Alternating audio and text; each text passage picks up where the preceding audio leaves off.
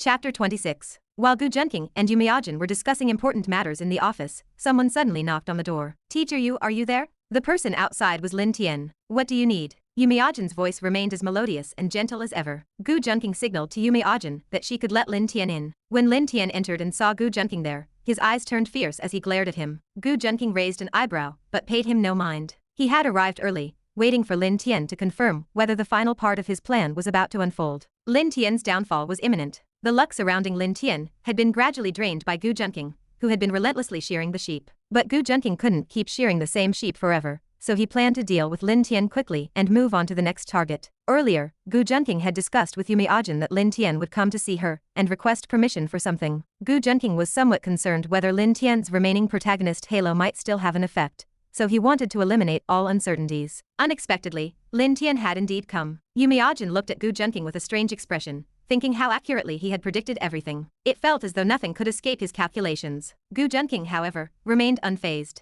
To him, this was trivial. Seeing the exchange of glances between Gu Junqing and Yu Miajin, Lin Tian felt humiliated and almost didn't want to stay any longer. He had deep feelings for Yu Miajin. After all, during his lowest period before his awakening, she had been the only one who cared about him and showed him kindness. But all of that had been taken away by Gu Junqing. This only strengthened his determination to oppose Gu Junqing, even to the point of wanting to destroy him completely. He wanted to win Yu Miajin back. However, he couldn't reveal his intentions too openly yet. Lin Tian composed himself, suppressing his slightly frenzied expression. He had come to ask for a day off tomorrow. The day before, he had received a call from a boss who had taken care of him for a long time, inviting him to a good place tomorrow. This excited him greatly. He felt his opportunity had arrived. At the Jade gambling venue, he could use his innate talent, the golden eyes, to carefully select high-quality stones. With that, his chance to become rich overnight would finally come. Once he made money, he could purchase the medicinal herbs needed to evolve his golden eyes and strengthen his body. Then, defeating Gu Junqing would be effortless. He would make sure Gu Junqing tasted despair. For example, he would take all of Gu Junqing's women, seize all his assets, and crush him completely. Yu Miajin thought for a moment before agreeing to his request. Seeing her approval, Lin Tian breathed a sigh of relief, though in truth it hardly mattered. If necessary, he would simply skip class. Once he had money, he could go wherever he pleased. Hearing Lin Tian's departing footsteps, Yu Miajin finally couldn't hold back. She turned to Gu Junqing with a mixture of complaint and unease. Although she didn't know what Gu Junqing was planning, she still felt sorry for Lin Tian. Why did he have to oppose Gu Junqing? "What are you planning to do?" Yu Miajin frowned. "Lin Tian is still my student. Don't worry, teacher Yu. As long as he doesn't make mistakes himself, I'll give him a chance." Gu Junqing stretched lazily. "Let's continue studying the art of war. As military strategy states, occupying the high ground grants overwhelming advantage, breaking through enemy lines like splitting bamboo." While Gu Junqing and Yu Miajin continued their military discussions, Lin Tian returned to the classroom, still hesitating about whether he should gamble in such places. After all, it wasn't exactly a legitimate path. But the pressure Gu Junqing placed on him was too great. He felt he had no other choice. Lin Tian finally made up his mind, though he still worried about where to get the initial funds. "My cultivation is still too shallow," Gu Junqing muttered to himself later, rubbing his lower back. When Gu Junqing entered the classroom, the teacher didn't scold him and even smiled at him. Teachers naturally favored students with excellent grades, especially the top student in the entire grade, or even all of Luodu. If this were a protagonist, he would inevitably encounter humiliation and mockery. This was one advantage of being an antagonist.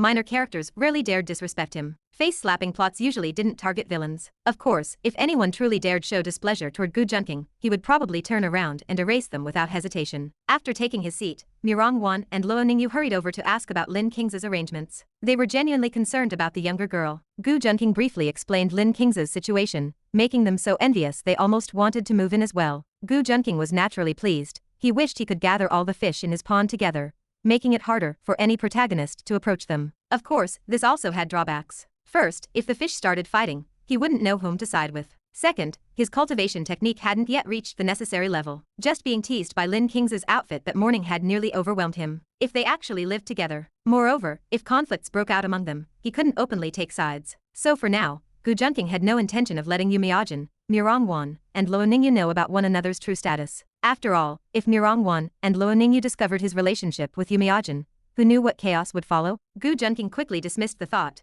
worried his young body might not survive such turmoil. He decided to wait until his Yellow Emperor's inner canon reached a higher level, achieving true mastery, before considering such matters. Murong and Ningyu were somewhat disappointed, but they understood the implications. 2 schoolbell-level girls working as maids in Gu Junqing's house would certainly cause rumors at school. As for Lin Tian, neither Murong Wan nor Luo Ningyu mentioned that his sister was now living with Gu Junqing, and Gu Junqing certainly had no intention of telling him. Thus, Lin Tian remained completely in the dark. By now, he had lost almost everything, nearly reduced to an ordinary person. Even that subtle connection to heaven and earth had faded. As a result, sensing impending danger had become extremely difficult for him. This was precisely the opportunity Gu Junqing had been waiting for. If not for concerns about the protagonist halo, fear of sudden rescue, unexpected opportunities, or backlash, Gu Junqing would have eliminated Lin Tian long ago. He glanced at Lin Tian once before ignoring him again. All the traps were nearly set. Everything was ready except the east wind, just waiting for Lin Tian to walk into the net. Now, however, the most important threat was still the divine doctor protagonist,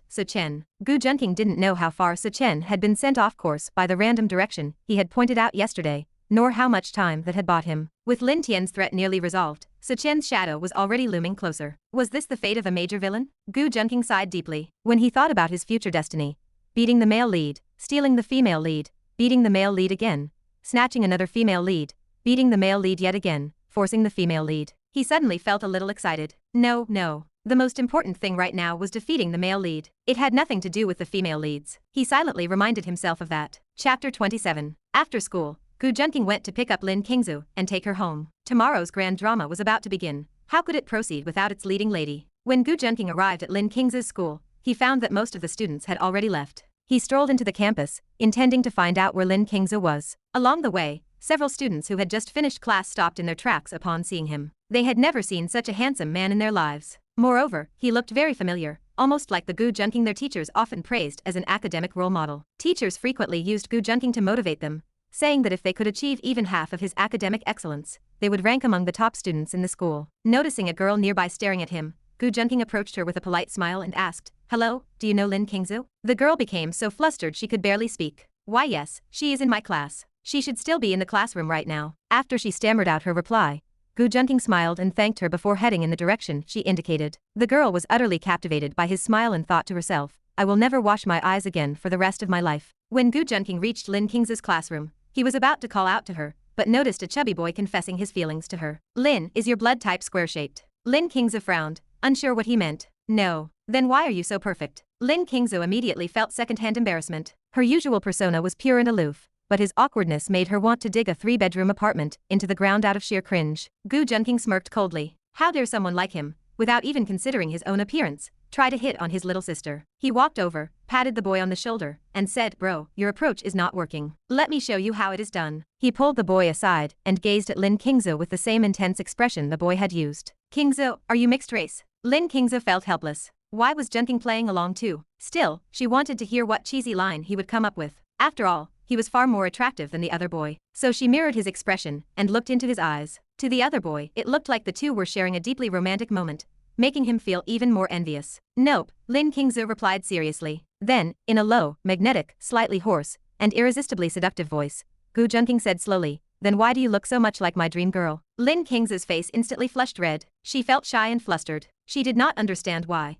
But when Gu Junqing delivered such a cheesy line, it felt incredibly captivating. Especially when she looked into his deep, mesmerizing eyes, it felt as though she was falling into them. Her heart began racing uncontrollably. Watching her reaction, Gu Junqing chuckled softly. Although the other boy felt unwilling, he could not bring himself to say anything when faced with Gu Junqing's otherworldly handsome appearance. The two of them looked perfectly matched, and he realized the gap between them was simply too great. He accepted defeat. Of course, if this had been the protagonist, a fight would have been inevitable. It would have been too humiliating. But at least he could learn how to flirt. The boy quickly stepped forward, eager to learn. "Bro, do you have some secret technique?" Gu Junqing raised an eyebrow and examined his face. "What you need right now might be an anti-grease kit. Though honestly, it probably will not help. You are so greasy that even fate could not make you greasier." Gu Junqing patted his shoulder in a big brotherly manner. Piffed. Lin Qingzhu could not hold back her laughter. At that moment, Gu Junqing finally understood why ancient literature used such lavish descriptions of beauty. Her artful smile, dimples blooming on her cheeks, her bright eyes clear and radiant. Beauty unmatched in this world. Like a light cloud veiling the moon.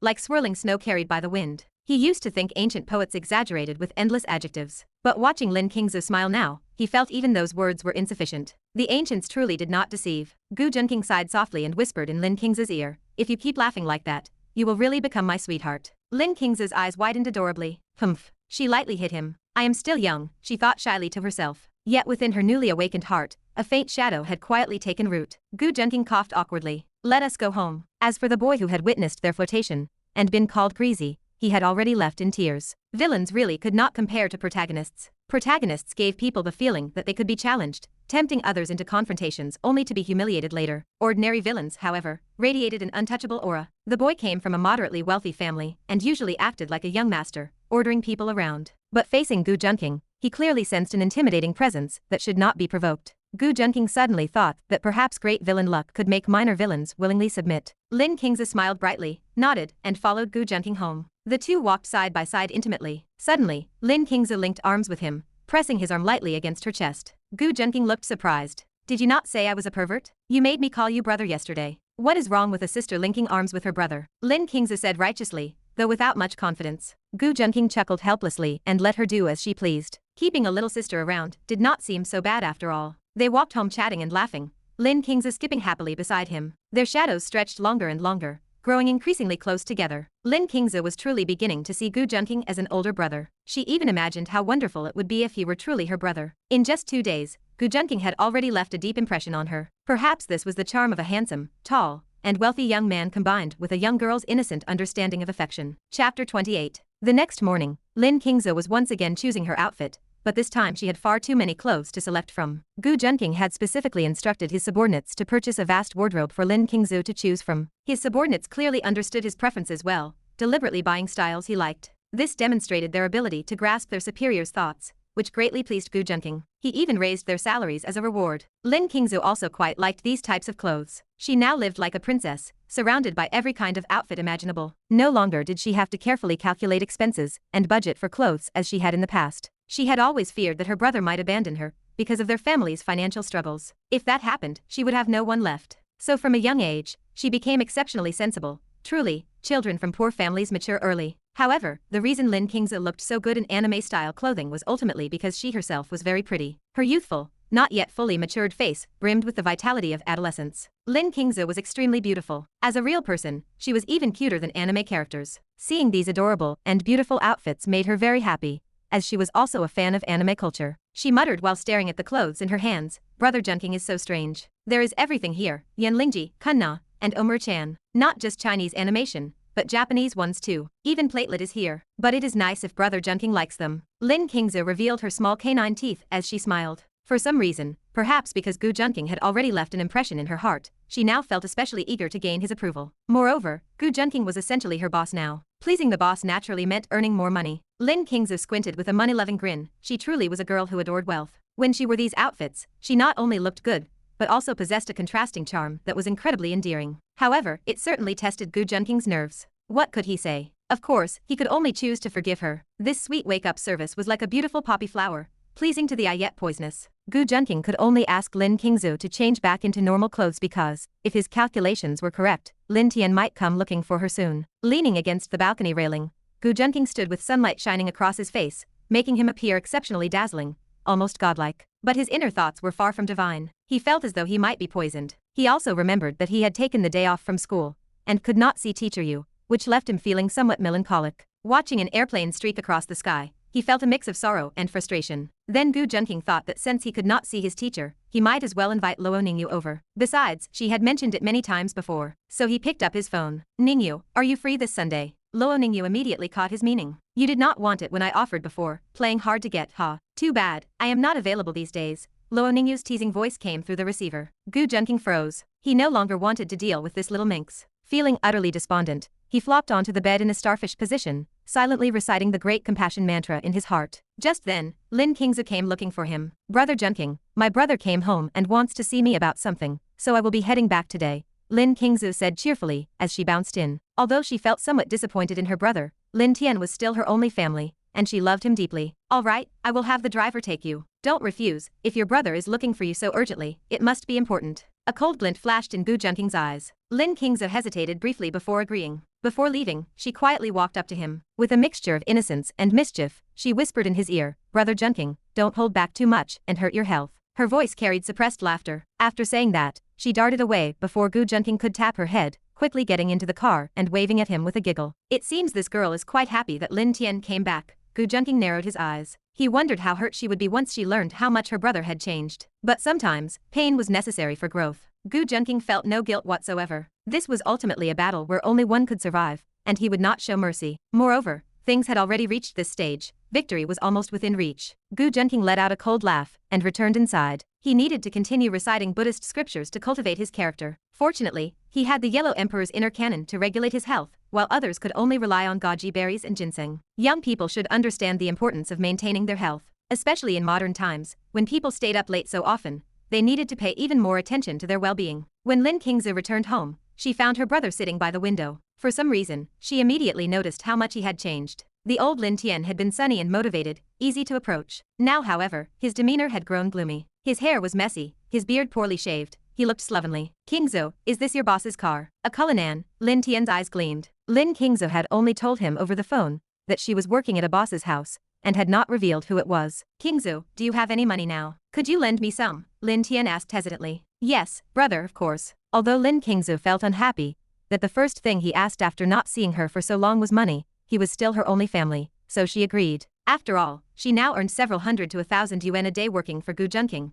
mainly handling his daily matters. She knew Gu Junqing was taking care of her, which was why she had willingly worn those outfits to wake him up. Thinking about it made her blush slightly. Seeing Gu Junqing flustered earlier had even given her a small sense of accomplishment. Did he really think she was some naive little bunny who knew nothing? "Then, could you lend me 500,000? Lin Tian made an outrageous request. Qingzhu froze in disbelief. "Brother, how could I possibly have 500,000? She exclaimed softly. "I know, but is your boss a man?" Qingzhu did not understand his intention, and could only nod. "Then you can borrow it from your boss. He drives such a luxurious car, he must be very rich. He even sent you home with a driver. He must like you quite a bit. As long as you ask, he will definitely lend it to you. Don't worry, I have already found a way to make money. Just lend me this money, and I will definitely earn it back and repay your boss." Lin Tian was already somewhat delirious, no longer thinking clearly. "What are you saying? Are you trying to sell me off?" Qingzhu's eyes reddened, unable to believe he would say such things. She suddenly felt that this brother had become completely unfamiliar. Chapter 29. Qingzhu's eyes were rimmed red as she stared in disbelief at the person before her, someone who looked the same, yet felt like a completely different soul. Lin Tian still cared deeply for his younger sister, and quickly tried to explain. "Sister, what are you thinking? How could I ever sell you? I just want you to ask your boss if we could borrow some money to help us through a temporary financial difficulty. I'll pay it back in a couple of days, I promise." Lin Tian spoke patiently, trying to reassure her. But Qingzhu remained unmoved. Seeing her hesitation, Lin Tian continued persuading her at length. He insisted he had finally found a surefire way to make money, promised to repay her kindness in the future, painted a vivid picture of their better life ahead, and even vowed to properly thank her boss afterward. Of course, if Lin Tian had known that Qingzhu's boss was actually Gu Junqing, he would certainly have given him a very special kind of thanks. After much persuasion, Qingzhu finally began to waver. She also wanted to find a way to repay Gu Junqing. She didn't want to rely on him forever, he was too outstanding, like the sun in the sky. She didn't want to remain merely his little maid. She wanted to stand beside him and repay that 100,000 yuan through her own efforts. Standing shoulder to shoulder with the sun was perhaps a bit unrealistic. After extracting numerous promises from Lin Tian, she returned to her room to think it over. Hesitantly, she finally picked up her phone and dialed Gu Junqing's number. Gu Junqing, who was at home, answered immediately. Seeing that the call was from Qingzhu,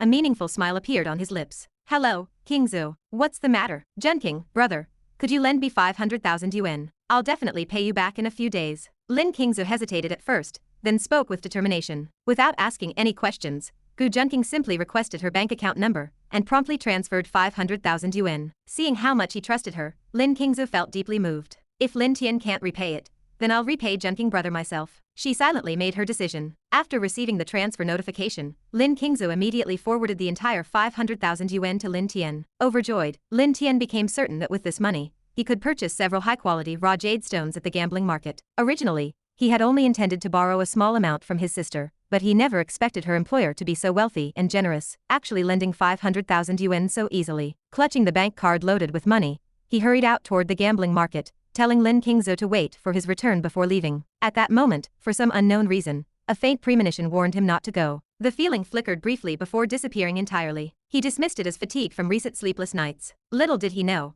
it was the world's energy gathering its final remnants to warn him of danger. But Lin Tian's protagonist halo had weakened so much that the warning faded almost instantly. This might very well have been his last chance. Qingzhu, believing he was going to make an investment, felt somewhat worried. After all, Lin Tian was her only remaining family, surely he wouldn't lie to her. Her thoughts soon drifted toward Gu Junqing. She truly hadn't expected him to trust her so completely. 500,000 yuan was more money than she had ever seen in her life. Ding. Female lead Lin Qingzu's favorability toward the host has increased by 20. Villain points increased by 2,000. On the other side, Junqing noticed the system notification and curled his lips into a smile. He could finally purchase the heaven-stealing talisman. Lin Qingzu was doing household chores at home, worried about what Lin Tian had gone off to do, yet also finding herself thinking about Junqing. Suddenly, she heard the sound of a car downstairs and someone calling her name. She opened the window and was surprised to see Junqing standing below. She hurried downstairs, only believing it was truly him when she opened the door. "How come you're here?" Lin Qingzu's eyes sparkled. Junqing gazed gently at the girl before him,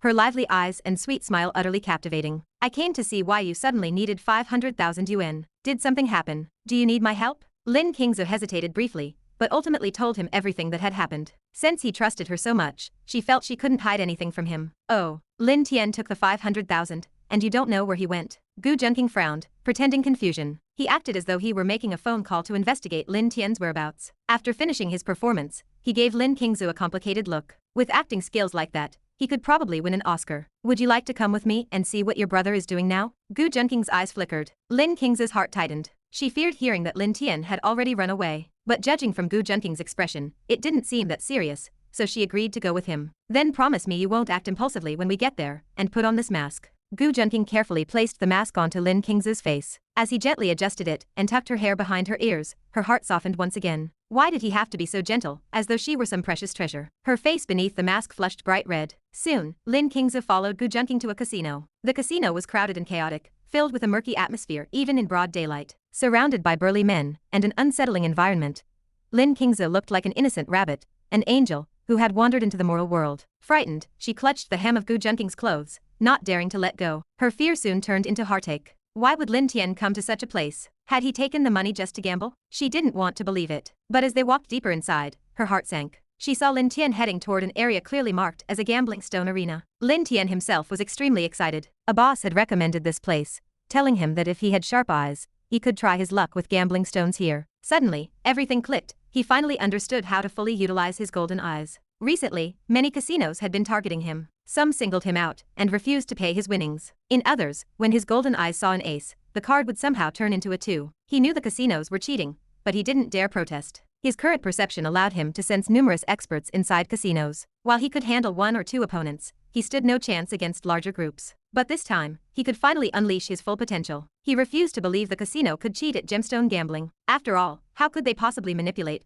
what lay hidden inside solid stones? This only proved how inexperienced Lin Tian still was. In certain places, gemstone gambling was even more corrupt than ordinary gambling. These seemingly legitimate methods of making money often hid far darker operations beneath the surface. Chapter 30. Junqing led Lin Qingzu toward Lin Tian, who remained completely unaware that his sister was following close behind. Both Junqing and Lin Qingzu wore masks as they quietly trailed him. At first, Lin Qingzu could not believe her brother would actually use the money he borrowed from her for gambling. But with every stone Lin Tian selected, her despair deepened. Had all the money he previously asked from her been spent on gambling? Tears welled up in Lin Qingzu's eyes. She could not accept that her brother had become like this. Unaware that Lin Tian possessed the golden eyes, an ability that allowed him to see through certain stones and detect jadeite within, she believed he had not only squandered his own money, but was now using what amounted to selling her off to fund his addiction. Meanwhile, Lin Tian was exhilarated as he picked stones. Although his golden eyes could not yet fully penetrate entire stones, they allowed him to observe finer details and gave him far better odds than ordinary people. Suddenly, he noticed a stone with an excellent appearance. Its surface bore beautiful pine flower-like patterns and a glossy sheen. He crouched down to inspect it carefully. The stone felt warm and smooth to the touch, and it was quite large. A golden light flashed in his eyes as he activated the golden eyes. Instantly, his vision filled with green. The entire stone appeared emerald within, possibly even high ice-grade jade. Just as he attempted to examine it more closely, the golden eyes abruptly failed. No matter how hard he tried, they refused to activate again. He rubbed his head, assuming exhaustion from recent sleepless nights had drained his energy. Little did he know that Junqing had already prepared the heaven-stealing talisman, and had stolen his golden eyes in that very moment. Behind his mask, Junqing could barely suppress his smile. Ding. Host successfully stole the talent. Golden eyes. Ding. Lin Tian's protagonist luck has been reset to 0. Protagonist status lost. Host's villain points increased by 50,000. Host's villain luck increased by 300. Having successfully defeated the first protagonist, Junqing felt a trace of satisfaction. But the matter was far from over. Lin Qingzu still clearly held feelings for her brother. His next objective was to make her completely sever her ties with Lin Tian. Only then could he erase Lin Tian from this world. Lin Tian, frustrated by the failure of his golden eyes, felt as though he had lost something intangible, like the heaven's favor had vanished. Yet he paid it little attention. All he cared about now was purchasing this raw stone. Although he had only glimpsed it briefly with the golden eyes, the vivid green image remained etched in his mind. Despite the limitations, he was convinced it was extraordinary. He hurried to the stone vendor to negotiate. The vendor looked at him disdainfully. Do you even have money? Are you worthy of buying this stone? It costs 500,000. Anger surged through Lin Tian, but he suppressed it and forced a smile. I have the money. He immediately pulled out his bank card. The once proud protagonist now seemed hollowed out after losing his luck. Where a typical protagonist might show off or retaliate fiercely, Lin Tian could only swallow his pride. At that moment, Qingzhu, standing beside Junqing, removed her mask. Her stunning face instantly drew the attention of nearly everyone in the casino. Yet no one dared approach, as the area had quietly filled with black-clad bodyguards. Ignoring everything, Qingzhu rushed forward and snatched the bank card from Lin Tian, determined to stop him. Qingzhu, what are you doing here? Lin Tian exclaimed in shock. But Qingzhu ignored him, tears spilling down her cheeks. Brother, what are you doing? Why are you gambling? I'm working hard for our future, Lin Tian said excitedly. Don't worry, this stone will definitely make money. We're going to get rich. Brother, please don't buy it, okay? She pleaded tearfully. Her pitiful appearance moved many gamblers nearby. Even hardened players felt Lin Tian was being heartless. If they had a sister like her,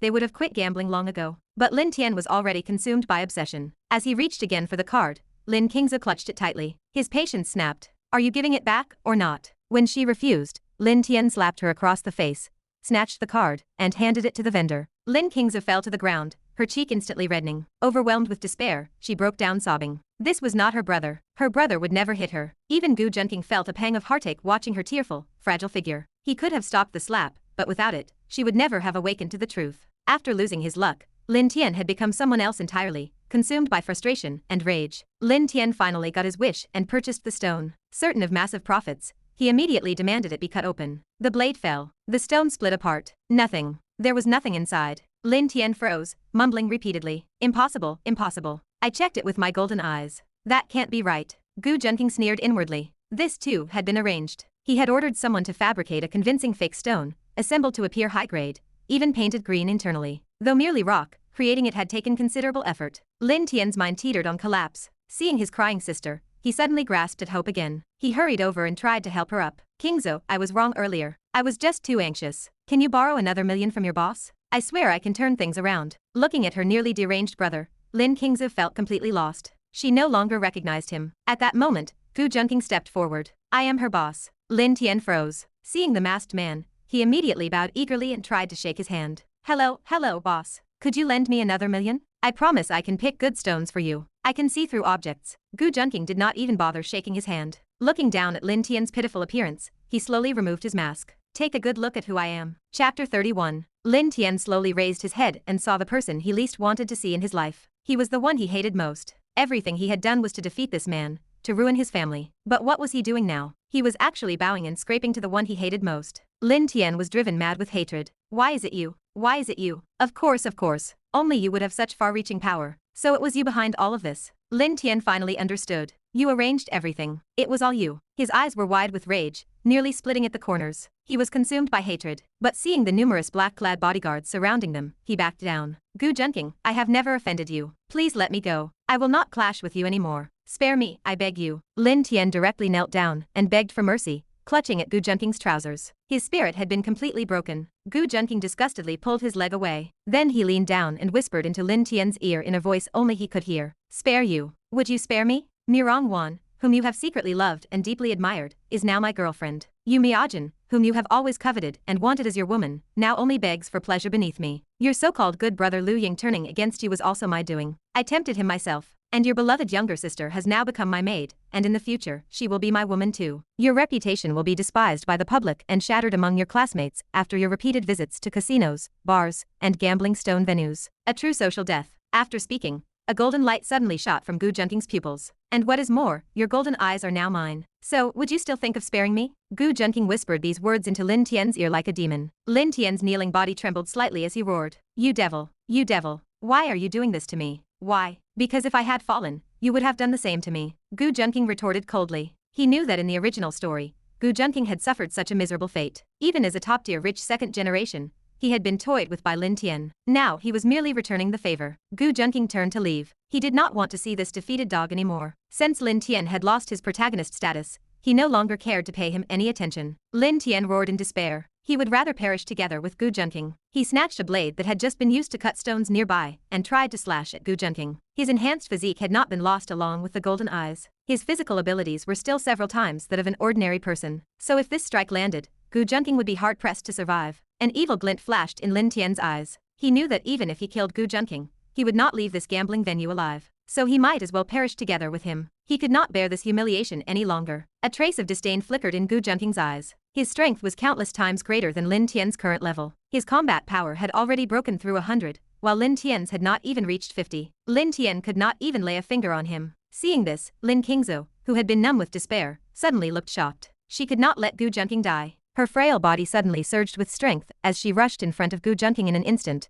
spreading her arms to block the blade meant for him. She knew taking this strike would surely cost her life, but if it meant Gu Junqing could survive, what did her own sacrifice matter? Moreover, since it was Lin Tian wielding the blade, she could consider it repayment for his companionship throughout their childhood. After all, he was her own brother. Lin Tian's eyes flickered with hesitation at the sight of Lin Qingzhu before him, but it soon twisted into cruelty. Even if she was his biological sister, since she had become that demon Gu Junqing's maid, she must no longer be pure. In that case, she might as well die with him. Watching Lin Tian swing the blade toward her without the slightest hesitation, Lin Qingzhu wept inwardly. Her heart felt as if it were being gouged out, pierced by agony. Her own brother truly wanted to kill her. Tears welled in her eyes as she resigned herself to death. At the critical moment, just as the blade was about to strike Lin Qingzhu's neck, Gu Junqing intercepted it with his hand. He used the long-lost technique of catching a blade barehanded. Gu Junqing felt both exasperated and moved. After all, if Lin Qingzhu had not recklessly jumped in, he would not have had to resort to such an embarrassing stance. A simple, cool kick to send the attacker flying would have sufficed. Seeing his strike blocked, Lin Tian twisted the blade, grazing Gu Junqing's arm, and prepared to strike again. Snapping back to attention, Gu Junqing promptly kicked Lin Tian away. The surrounding men in black swiftly closed in, encircling Lin Tian. They had been terrified moments earlier. If the young master had been seriously injured, they would all be finished. Fortunately, he had only suffered a minor flesh wound, something they could still remedy. They swarmed Lin Tian at once. Already reeling from Gu Junqing's kick, Lin Tian stood no chance against so many, and was quickly subdued. Gu Junqing approached, carrying Lin Qingzhu, whose legs had gone weak from fright. As he was about to order Lin Tian's disposal, Lin Qingzhu pleaded, "Can you let him go? He is still my brother. Please, Junqing, because I saved you earlier, I beg you." She could not give up on her brother. He was her only family left. "He is not your brother. This is the blood relation test report I had done for both of you." Gu Junqing handed her a stack of documents. Lin Qingzhu's heart sank when she saw the report indicating no familial relation between them. Did this mean she was utterly alone in the world now? Lin Tian, held firmly with his arms pinned back, had his legs broken by the men in black. Refusing to believe it, he roared, "He is lying to you. He is a demon, a liar." Gu Junqing sneered.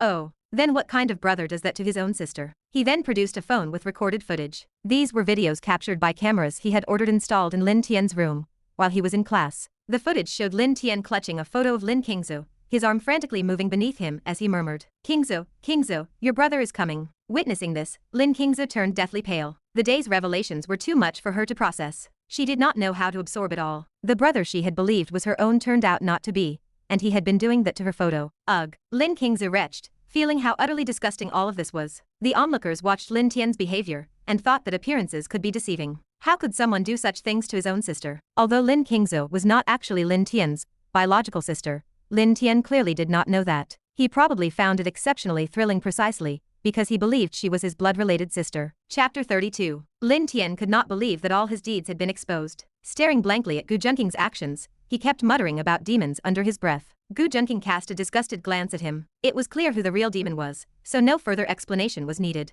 Lin Qingzhu still could not accept that she was not her brother's biological sister. She looked at Gu Junqing with pleading eyes, hoping he would give her an explanation. "You are not the biological daughter of Lin Tian's parents. You were trafficked by them. When you were very young, they took you out during an outing and thought you were adorable, so they decided to steal you and raise you as their son's child bride." Gu Junqing calmly revealed the information he had spent considerable resources investigating over the past few days. The original novel had mentioned this as well, though Lin Tian and Lin Qingzhu only discovered it much later in the story. Lin Tian had been overjoyed back then to learn she was not his biological sister. The original novel had glossed over how Lin Qingzhu was stolen by Lin Tian's parents, clearly to cover up their evil deeds. Like father, like son. Parents who would steal another's child would naturally produce a son like you, someone who fantasizes about his own sister, Gu Junqing said with utter disgust. Lin Qingzhu could not believe it either, that the people she had called parents for years had stolen her from her real family. All these years, everything around her had been false. She had been living a lie. Even if Lin Tian had not known, what disgusted her most was that he had lusted after his own sister. Lin Qingzhu buried her face in Gu Junqing's chest. She did not want to face this filthy world anymore. To discover after more than 10 years that everything around you was fake,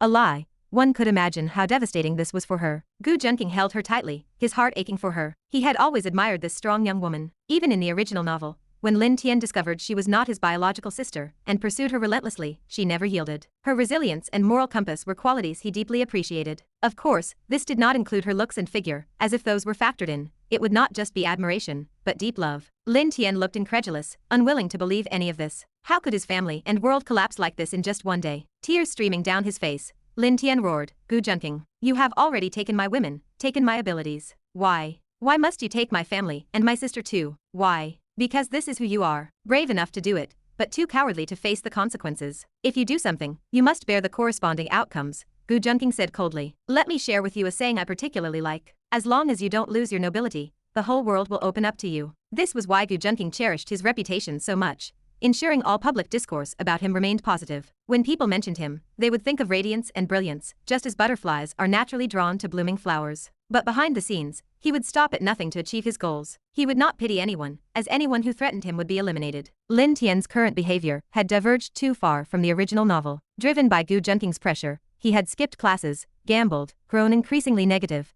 and his relationships with those around him had deteriorated further. Those who stand for justice receive abundant support, while those who do not receive little. It could be said that Gu Junqing had already calculated everything in advance. He accurately predicted every move Lin Tian would make, understanding him as clearly as he understood himself. Thus, Lin Tian's defeat was no injustice, it was simply his misfortune to have Gu Junqing as his opponent. Just as Gu Junqing was about to end Lin Tian's life, he realized he had already cleared out the entire casino. Everyone present was on his side, so he had no reservations. But Lin Qingzhu tugged at the corner of his clothes, her eyes brimming with tears yet still clear and untainted by the world. She had not given up on herself, despite Lin Tian's despicable actions and the falseness of her life. Can you please not kill him? After all, he has been a part of my life for a long time. Gu Junqing saw his own reflection in her clear eyes and sighed. All right, I will spare his life. Baldy, call the police. Report him for organizing illegal gambling and attempted murder. That should be enough to keep him locked up for life. Gu Junqing spoke to the bodyguard who had always served as his driver, then quietly added by his ear, make sure he is taken care of inside. I do not want him showing up again. After saying this, Gu Junqing carried Lin Qingzhu and left first. He did not want her to remain in this sorrowful environment any longer, so he decided to have the place shut down entirely. Understood, young master. Baldy acknowledged the order and instructed the others to return to their posts. Wiping sweat from his forehead, Baldy recalled the moment Lin Tian had swung a knife at the young master. The thought still terrified him, for if Gu Junqing had been injured, he likely would not have survived either. Driven by this fear, Baldy delivered a fierce kick, breaking Lin Tian's leg and sending him crashing to the ground. He then crushed Lin Tian's hand bones under his foot, the sheer force revealing his formidable strength. If the young master had not ordered me to spare your life for now, I would finish you off right here, Baldy growled, pressing his foot against Lin Tian's head. Lin Tian had long since passed out from the pain, leaving him completely at Baldy's mercy. Not long after, several police cars arrived with sirens blaring. Baldy handed Lin Tian over to them, and the law enforcers proceeded to seal off the entire venue. Among them was an exceptionally beautiful female law enforcer. She had dark, luminous eyes as clear as water, elegantly arched eyebrows, and a finely sculpted nose. Her face, free of any makeup, was naturally lovely and striking. Her uniform accentuated a valiant and spirited demeanor, while her slender figure showed not an ounce of excess weight. She carried herself with remarkable vitality. This law enforcer was named Ling Xuanja. True to her name, she was as cold as frost in her duties, showing no leniency,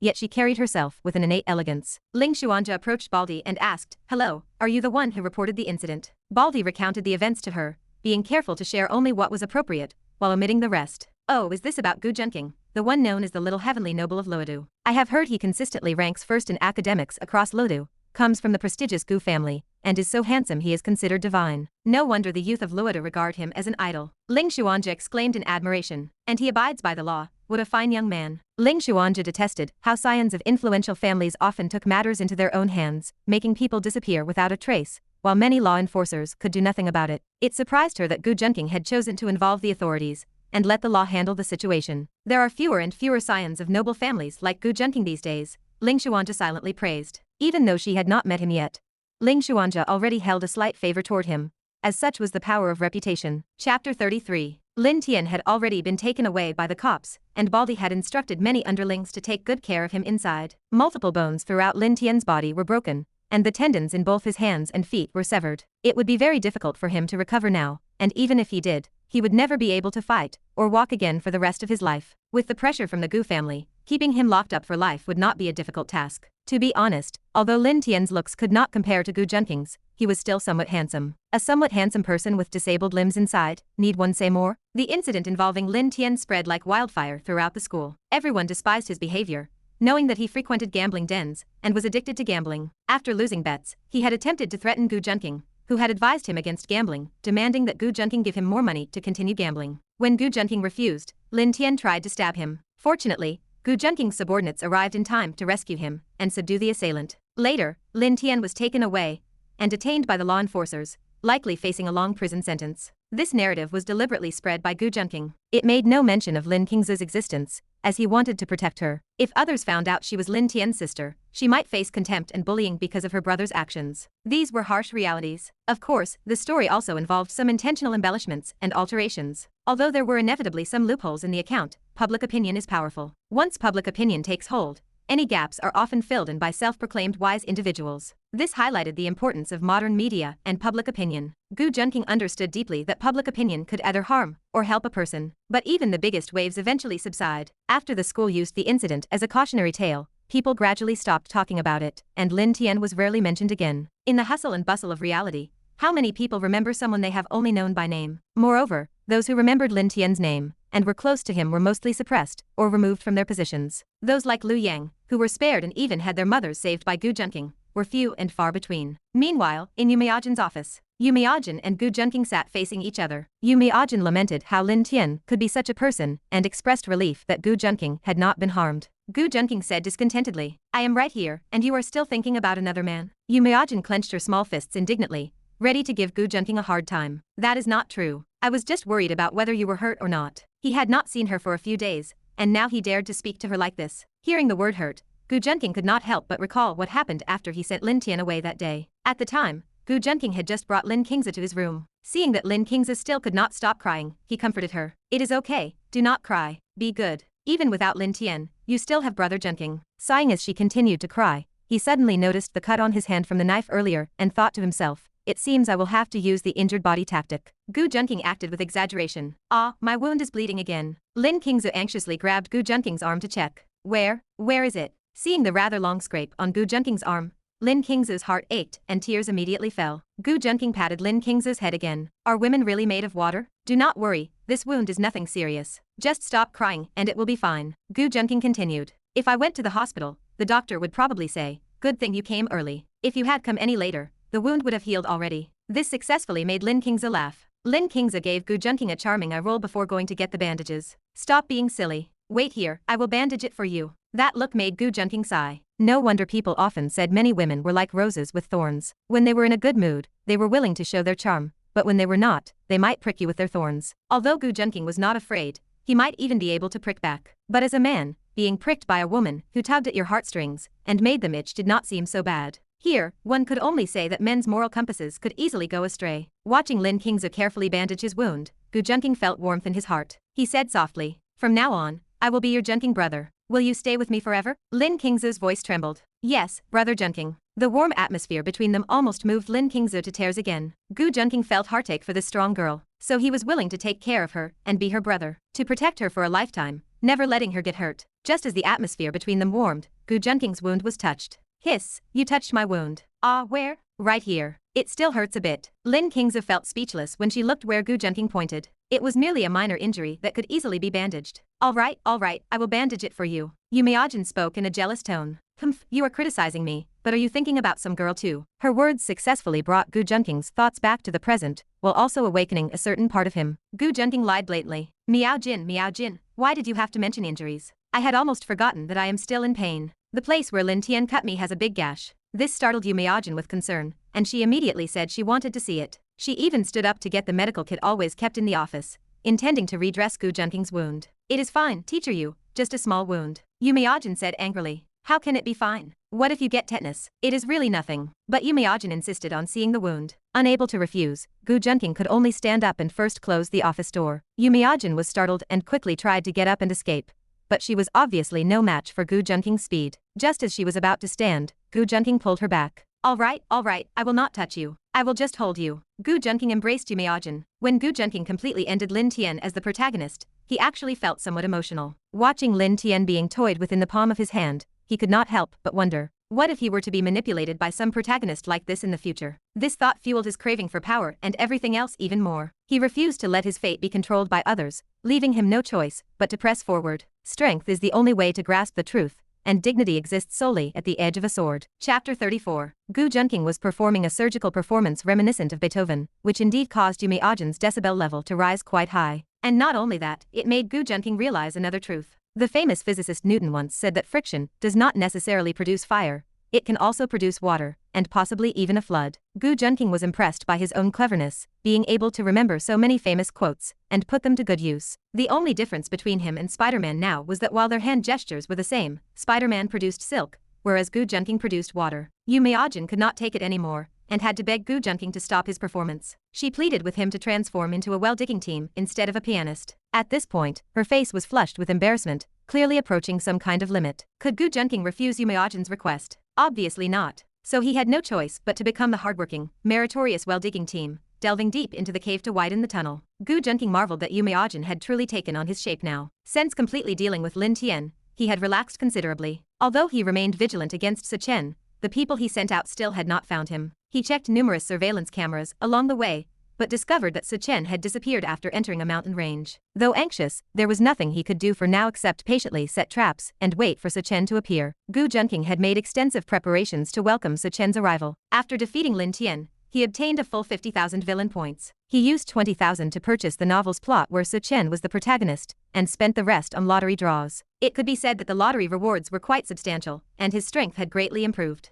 System, open the template. Gu Junqing multitasked. His upper head pondered future paths, while his lower head contemplated how to delve even deeper. Host, Gu Junqing. Combat power, 268. Average person, 5. Charm value, 110. Beyond limits, great villain luck, 1000. Villain points, 0. Skills, divine medical skill, Grandmaster level piano, Grandmaster level learning ability, Grandmaster level appraisal technique, Master level racing driver. Talent, Golden Eye second stage. Items, a Mercedes parking ticket at the foot of Mount Tai, 1 sheep, a bottle of beast milk freshly snatched from a child, Patek Philippe, Bugatti Veyron, 1 slipper, a ring once worn by an elderly person, several billion in cash. After dozens of lottery draws, these were the items he obtained. The evolution of golden eyes was achieved by Gu Junqing using his family's influence to collect numerous items and medicinal herbs. His combat power improvement was mainly due to golden eyes, with some assistance from the Yellow Emperor's inner cannon. Moreover, the second evolution of golden eyes did not only boost combat power, he could finally see through people's clothes. However, activating golden eyes required bodily energy, so Gu Junqing did not use it for casual peeping. As a villain, he had some dignity. If Gu Junqing really raised his arm and called for a girlfriend, countless women would willingly take off their clothes for him.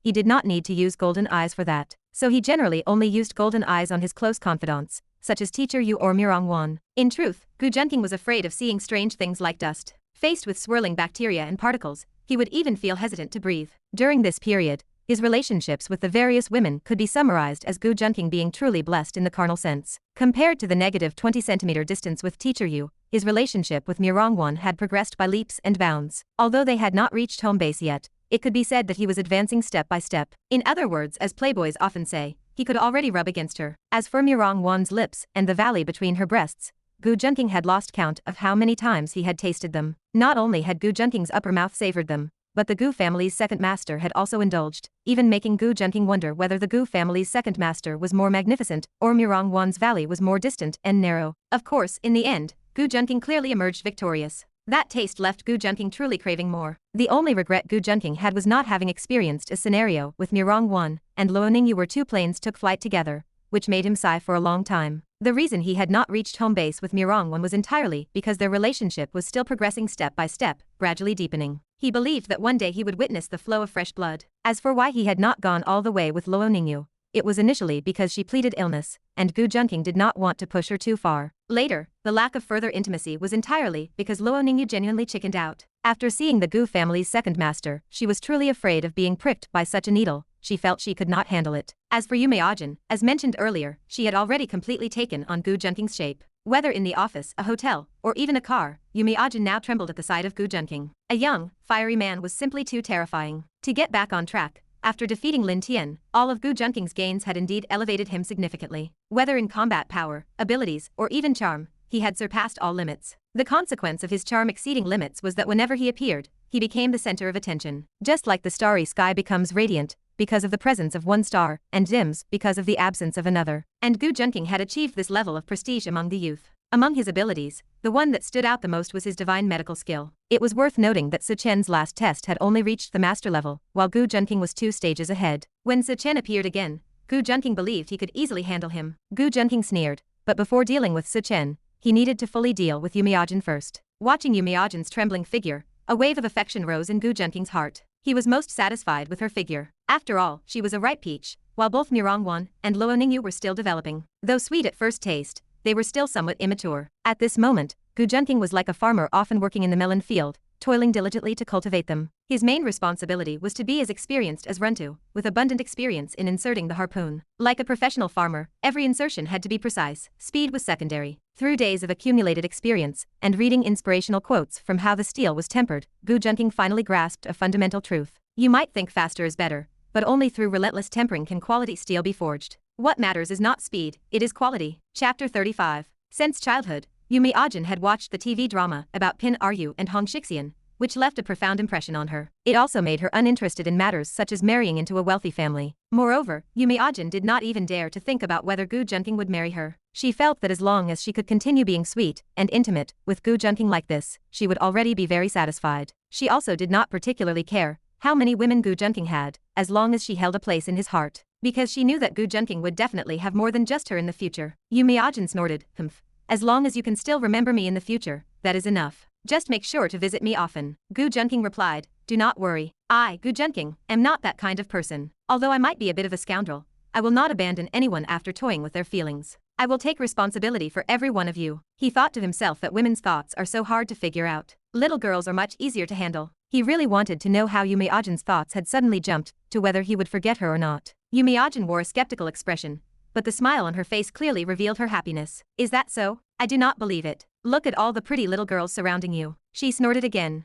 "Humph, smooth talker. I do not believe you." She truly could not leave Gu Junqing now. She felt that although he was bad, his words were quite sweet. The Yellow Emperor's inner cannon technique was indeed powerful. Gu Junqing was still grateful that he had drawn this technique back then. He felt that this technique not only enhanced his muscle density, making him stronger, but also improved his resistance to blows. What once caused pain with 10 pounds of force now required 20 pounds to achieve the same effect. Gu Junqing's combat power had already broken through 200, a testament to how powerful he had become. If Chen still possessed the strength he had when Gu Junqing first saw his stats, he probably would not even be able to break through Gu Junking's defense. Gu Junking's physical fitness was now almost comparable to a small car. One collision could smash through a wall. After chatting a bit more with Yumeojin, Gu Junqing decided to return to class. As soon as he stood up, Yumeojin instructed him, there might be 2 transfer students joining later. Since there is an empty seat next to you, let the new student sit beside you. Gu Junqing replied lazily, sure, whatever you say. I will agree to it." He stepped forward and patted Yumeojin's head. There was no need for her to even bring up such a small request. He would not deny Yumeojin such a minor favor. Yumeojin grumbled in mock disgust, "Humph, this rotten man, always fooling me." When Gu Junqing returned to the classroom,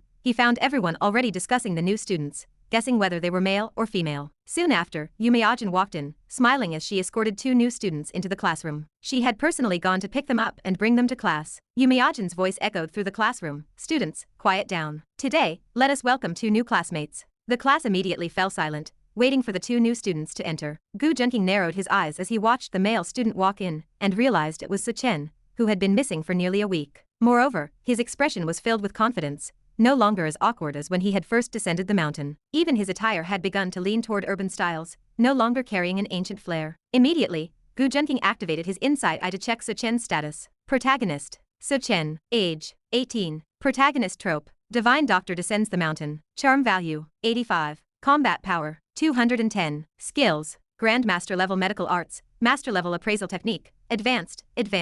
Gu Junking's expression instantly darkened. He discovered that Chen's attributes had significantly improved in the week since they last met. His combat power had risen from around 180 to 210, and his medical skills had advanced from master level to grandmaster level. Gu Junqing fell silent as he looked at the data. He realized that the current progression could no longer strictly follow the original novel's plot. He speculated that the Heavenly Tao had noticed how powerful Gu Junqing, the major antagonist, had become. If the protagonist did not seek opportunities to advance, he would no longer be a match for him. Fortunately, the Heavenly Tao of this world could not surpass his system's dominance. After all, one was of multiversal caliber, while the other was merely the Heavenly Tao of a minor world. Moreover, it was clear that this Heavenly Tao exercised restraint. It had not gone too far. Thankfully, this level of progress was still within Gu Junqing's control. Lost in thought, he did not notice that the two had already finished introducing themselves. Yu Miajin asked the girl to sit next to Gu Junqing. Gu Junqing did not pay any attention to the girl. He did not even clearly see her face, as his focus remained entirely on Chen. After all, Chen was crucial to his life and death. Besides, what did a girl matter? Women would only slow down his draw. But when Gu Junqing finally saw the girl, he understood. He truly understood. Women really would slow down his draw. Her beauty was like the peach blossoms of early spring, pure and elegant like chrysanthemums in late autumn. A stunning cascade of black hair flowed down like a waterfall, arched brows like crescent moons, enchanting eyes capable of captivating souls, a delicate and elegant nose, slightly blushing cheeks, cherry-like lips, a face as refined as carved jade, and skin as fair and translucent as snow and ice. Her beauty was no less than Murong Wan's. Gu Junqing quickly used his insight eye to check. He felt that such a beauty, clearly close to Chen, must be either the female lead or an important supporting character. Female lead, Li Zixiu. Age, 18. Charm value, 90. Average, 50. Female lead's luck, 872. So she was indeed a female lead. Judging by her surname, Li, and her closeness to Chen, she must be the first female lead in Chen's novel, The Alluring Bones. Divine Doctor descends the mountain to conquer the city. Li Zixiu, from the Li family, one of the four great families of Luodu, on par with the Gu family. Gu Junqing narrowed his eyes. According to the novel, Chen, the protagonist of the Divine Doctor descends the mountain trope, had been forced by his master to come down the mountain to fulfill a marriage agreement. Initially unwilling to marry, Chen changed his mind after seeing Li Zixiu's beauty and considering the Li family's prestige, shamelessly deciding to stay. Coincidentally, the Li family also wished to form an alliance with Chen's mysterious master, so they allowed Chen to remain. As for the female lead, Li Zixiu, she would definitely dislike him at first. This was the opening Gu Junqing could exploit. Gu Junqing narrowed his eyes, his mind already brewing new schemes. In fact, he already had a general plan in mind, to pursue Li Zixiu himself and prevent their marriage from ever happening. However, there were inherent difficulties in executing it. Moreover, based on the existing information, the situation had already begun to deviate from the original plot of the novel. Gu Junqing could only proceed step by step, calculating as he went. Unlike Lin Tian, whose entire storyline Gu Junqing had essentially mapped out, while taking each step, this was what it meant to strategize an entire act with every move. Chapter 36. Brother Junqing. Li Zixiu's surprised voice snapped Gu Junqing out of his thoughts. Sister Zixiu.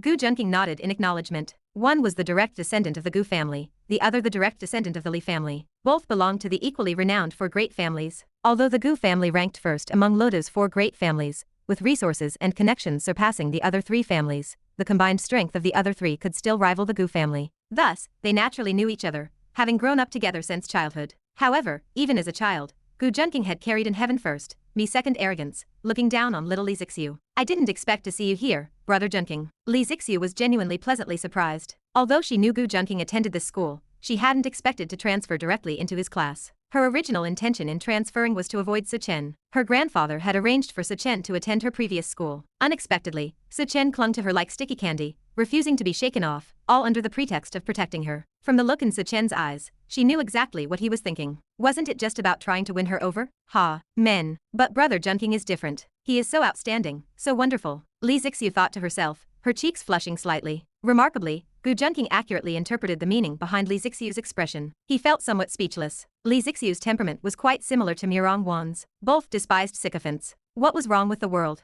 Did genuine affection always fail to win people's hearts, while calculated moves succeeded? In the original story, Li Zixiu only developed feelings for Chen after he gradually demonstrated his abilities and attracted various beauties. I didn't expect to see you here either. Please, have a seat. Gu Junqing smiled. He knew how to handle this type of woman. Essentially, methods similar to those he used with Murong Wan would work. Dealing with such women was almost always a sure success for him. If asked why, no special reason. Practice makes perfect. Li Zixiu nodded reservedly, maintaining the composure of a noble young lady, though she greatly admired Gu Junqing. Although she resembles Murong Wan, this attitude and expression, Murong Wan could never imitate them. It seems Li Zixiu might have a bit of a Tsundra side, Gu Junqing silently assessed. While Gu Junqing was chatting with Li Zixiu, Chen was also observing Gu Junqing. Isn't that the guy who gave me directions on the road? I thought he was a good person at the time, but now it seems he's not exactly virtuous. Chen thought to himself. Back then, he had eagerly rushed toward the place Gu Junqing pointed out, asking many people along the way, only to realize he had gone in the completely opposite direction. He knew then that he had been tricked, but he had already run very far, and felt extremely frustrated.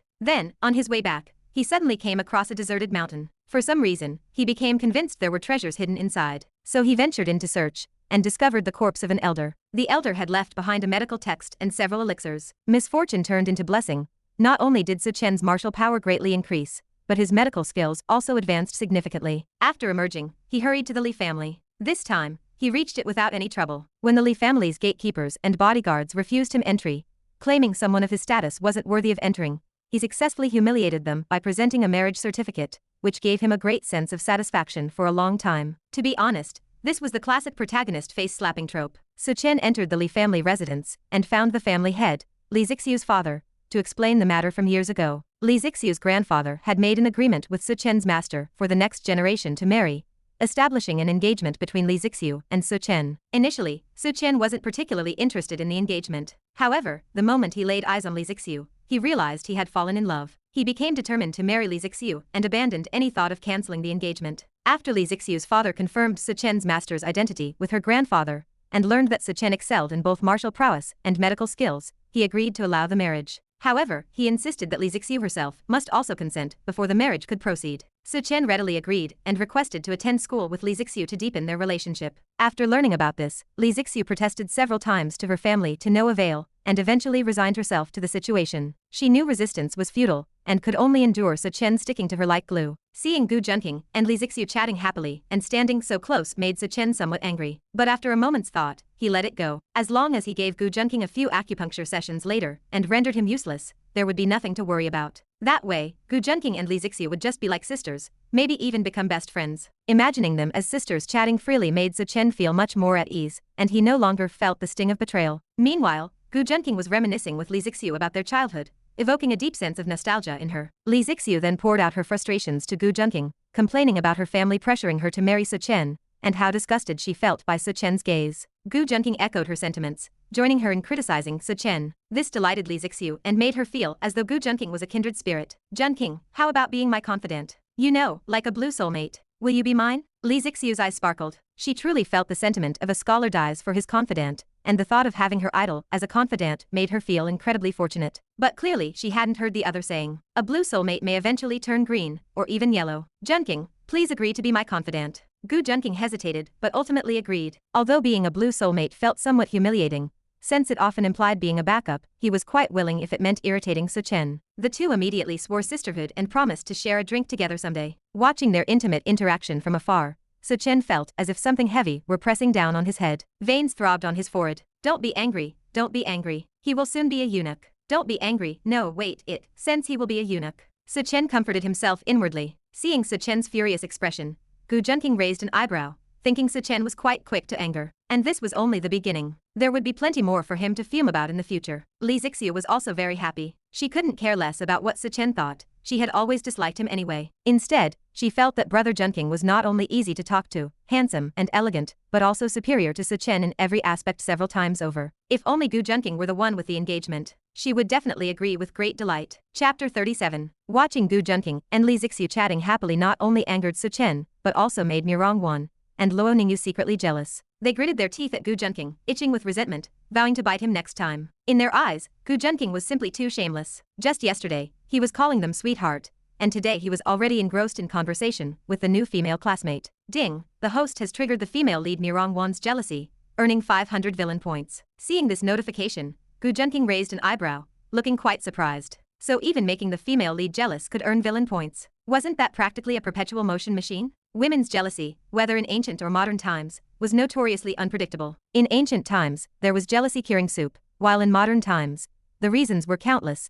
Someone might even get dumped the next day for stepping into the house with the right foot first. Murong, though deeply in love with Gu Junqing, still held the status of a female lead, hence the villain points. Ningyu, no longer a supporting female character, did not generate any. But why didn't Yumiajin generate any? Gu Junqing glanced back and noticed that even during class, Yumiajin kept looking toward their direction, clearly very concerned about the situation. She was probably cursing him inwardly as a dog of a man. As for why she wasn't jealous, it was likely because Yumiajin had already positioned herself in a lover-like role. She obviously wasn't as invested in competing for Gu Junqing's attention. After all, as a teacher, she still had to maintain her image. A teacher is a teacher, Gu Junqing thought to himself. She has the magnanimity of a main wife. He quite admired that he liked women with broad-mindedness, especially a teacher in her 20s who was more open-minded. Young girls were always prone to jealousy and pettiness. However, seeing Murong Wan and Ningyu glaring at him as if they wanted to bite him in half, he had to admit it was quite thrilling. So he escalated his behavior, even becoming a little handsy from time to time. Li Zixu didn't react much, only blushing deeply. She thought to herself, is this inappropriate? No, we're already close friends. These actions are perfectly normal. Watching Gu Junqing occasionally hold Li Zixu's hand or pat her head, Yumiajin felt a flicker of anger. Was this a classroom or a flirting session? Miscalculation.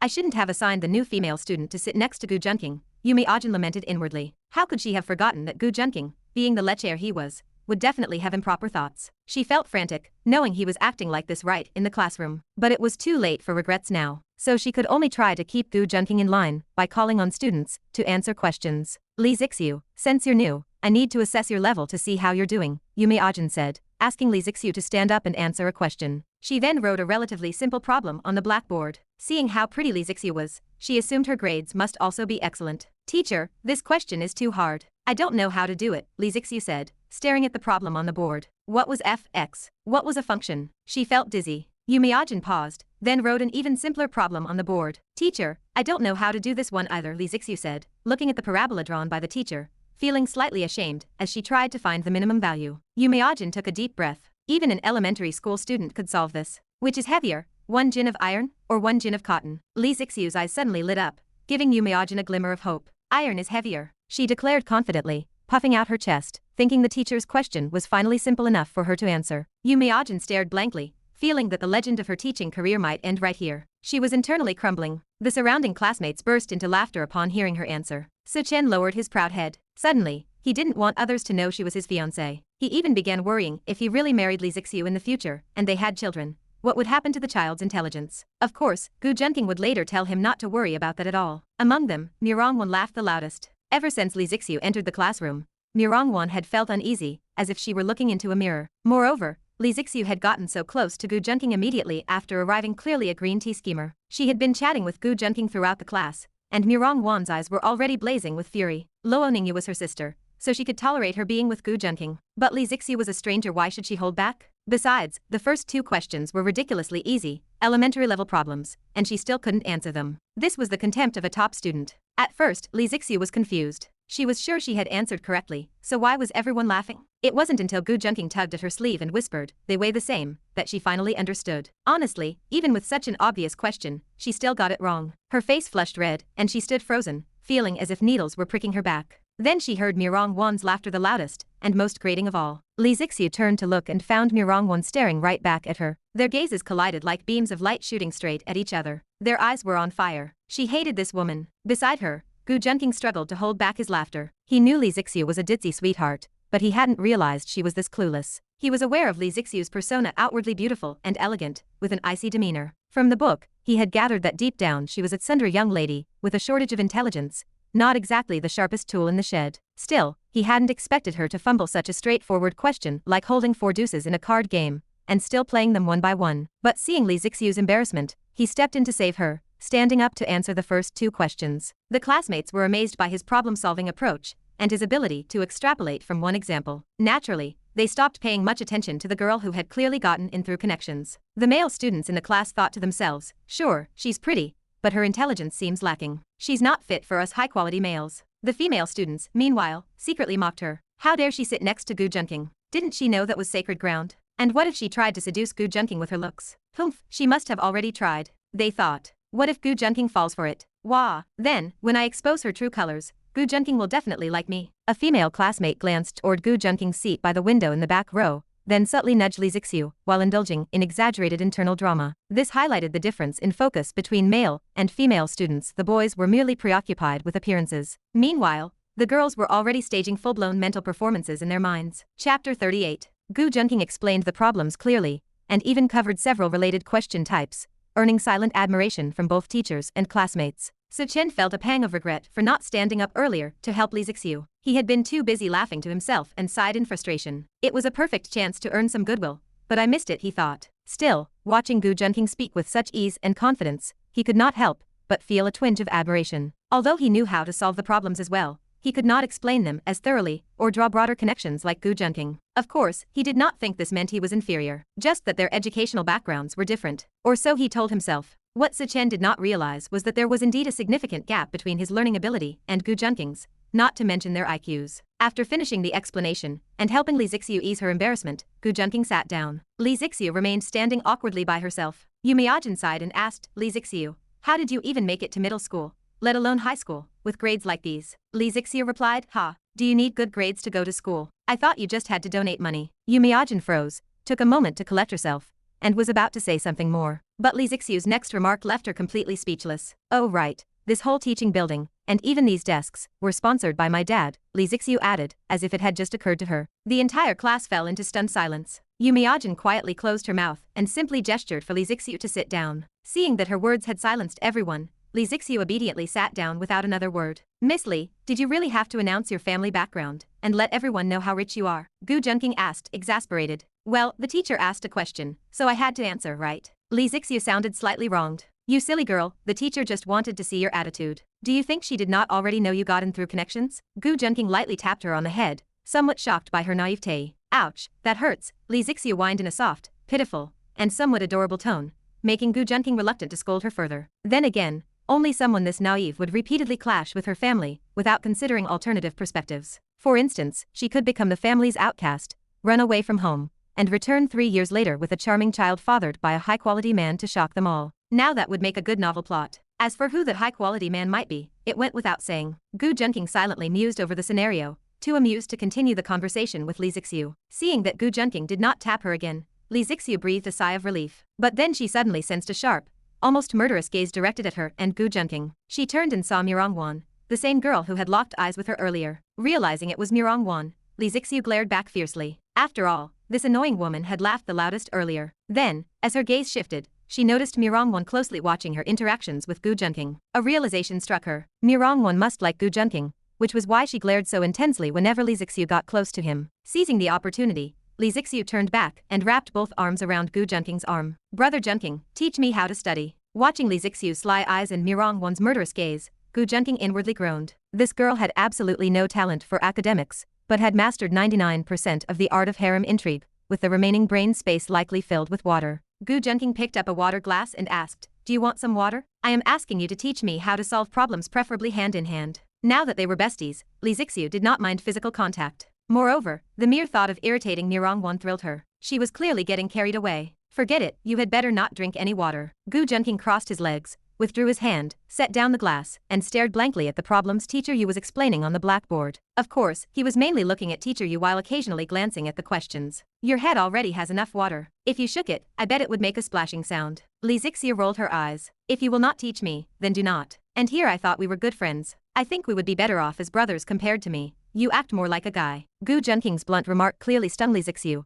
and she seemed to hear Murong's faint laughter in the background. Humph. Feeling utterly defeated, she snorted and turned away, focusing on the lesson. Soon, however, she grew drowsy, completely lost as to what the teacher was saying. "While I do not want to learn about functions, calculus, or parabolas, I want to go back to elementary school and study chickens and rabbits in the same cage." Wah, Li Zixiu lamented inwardly. Thus, she chose to forgive Gu Junqing and started chatting with him again. Gu Junqing sighed helplessly. This airhead was truly something else. Yet her appearance was deceptively charming. Though she seemed naive and sweet on the surface, she was even more so underneath. Due to her stunning, slightly aloof looks, she was often mistaken for being cold and distant. In reality, having grown up in the privileged Li family, she had been well protected by her parents and lived a carefree life. Hence, she appeared rather innocent, though she was genuinely kind-hearted. Gu Junqing reflected on this until he saw Li Zixiu still provoking Murong and decided to retract his earlier thoughts. Class finally ended amid Li Zixiu's constant chatter. For the first time, Gu Junqing found a lesson unbearable, and the thought of being desk mates with Li Zixiu for so long made him feel uncharacteristically hopeless. As soon as school was out, Li Zixiu switched to an unapproachable expression. Then she came face to face with Murong and Luo Ningyu. Rivals meeting, eyes blazing with hostility, though they did not yet realize they were rivals. That did not stop them from disliking each other on sight. "Gu Junqing, who is she?" Murong asked icily. Gu Junqing quickly explained that she was a childhood friend he had not seen in years, so they had simply caught up for a bit. Hearing this, Murong and Ningyu relaxed somewhat. After all, Li Zixiu had not only clung to Gu Junqing, but also kept provoking them, putting them in a foul mood. Brother Junqing, did you not say I was your bestie? That you missed me so much and called me Sister Zixiu? Beside them, Li Zixiu tugged at Gu Junqing's arm, whining pitifully. At this, Gu Junqing really wanted to smile and say to Li Zixiu, could you please not be so two-faced, little sister? Unfortunately, he could not. Chapter 39. Just as Gu Junqing was feeling somewhat speechless toward Li Zixiu, Chen walked over with a faint smile. Oh, if it isn't Brother Gu Goodman? Gu Junqing's mouth twitched slightly, as this was the fake name he had given Chen when pointing out directions back then. Yes, Brother Su Distrust, Gu Junqing replied calmly, using the name Chen had given at the time. Brother Gu Goodman, the directions you gave me back then really made my journey interesting. I almost missed the deadline to reach the Li family. Chen narrowed his eyes, and a hint of resentment colored his tone. The marriage contract had a specified date, and if the deadline passed, it would automatically become void. Although he had not been fond of the arranged marriage at first, the Li family and Li Zixiu were simply too appealing. He could not help but be drawn to them. As a result, he was nearly late and faced considerable trouble because of it. However, it also brought me a great opportunity, and my strength improved significantly. You truly are a great good man, living up to your name. Although Chen did not understand why Gu Junqing had given him the wrong directions back then, he had sensed something off at the time. Despite Gu Junqing's well-concealed smile, there had been a faint trace of aversion. For some reason, being near him gave Chen a chilling feeling, like prey encountering a predator. That was why he had not given his real name, keeping his guard up. He never expected that after transferring schools alongside Li Zixiu, he would end up in the same class as the renowned Gu Junqing. The caution he had exercised back then now seemed pointless. But since Gu Junqing had also used a pseudonym, it suggested that he might have intentionally given the wrong directions. Of course, it was also possible that Gu Junqing simply did not want to reveal his identity. But that did not quite make sense, as he wondered how Gu Junqing knew it was him. Moreover, why would someone as exceptional as Gu Junqing hold animosity toward an unknown nobody like him? Could it be because of Li Zixiu?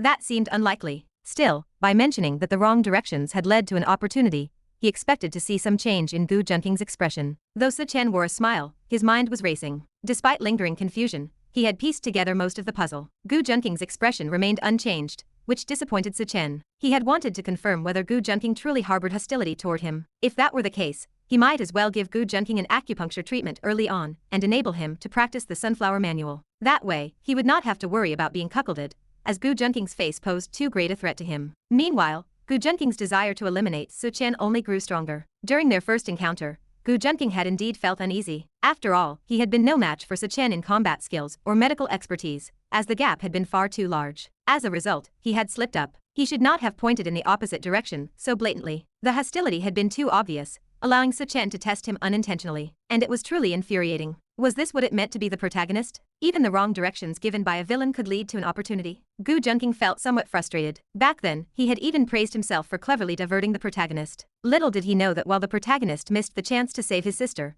he instead gained an opportunity to strengthen himself. Moreover, Chen's protagonist halo had already slightly surpassed the villain halo that Gu Junqing had absorbed from another protagonist. Protagonists were indeed troublesome to deal with. Chen, my apologies. At the time, I only wanted to be a good person, but my good intentions ended up causing trouble. Gu Junqing spoke with a hint of regret. However, although classmate Su did not manage to reach the Li family in time to form a marriage connection, he did obtain a great opportunity, which can be considered a blessing in disguise. Seeing that Gu Junqing addressed him by his real name, it indicated a willingness to move past the previous incident. Chen narrowed his eyes. He was now somewhat unsure what Gu Junqing was truly plotting. He could only reply, classmate Gu Junqing, although it was not intentional, should you not offer some compensation? Oh, what kind of compensation do you want? Gu Junqing's smile began to turn dangerous. He realized this divine doctor protagonist was becoming increasingly presumptuous. Perhaps he should beat him down first before having a proper conversation. As for killing him directly, Gu Junqing might suffer fatal backlash from the luck itself. Moreover, that was not his style. His approach had always been to plan carefully before acting, maximizing benefits. Then let schoolbell Murong accompany me for a day, showing me around the campus.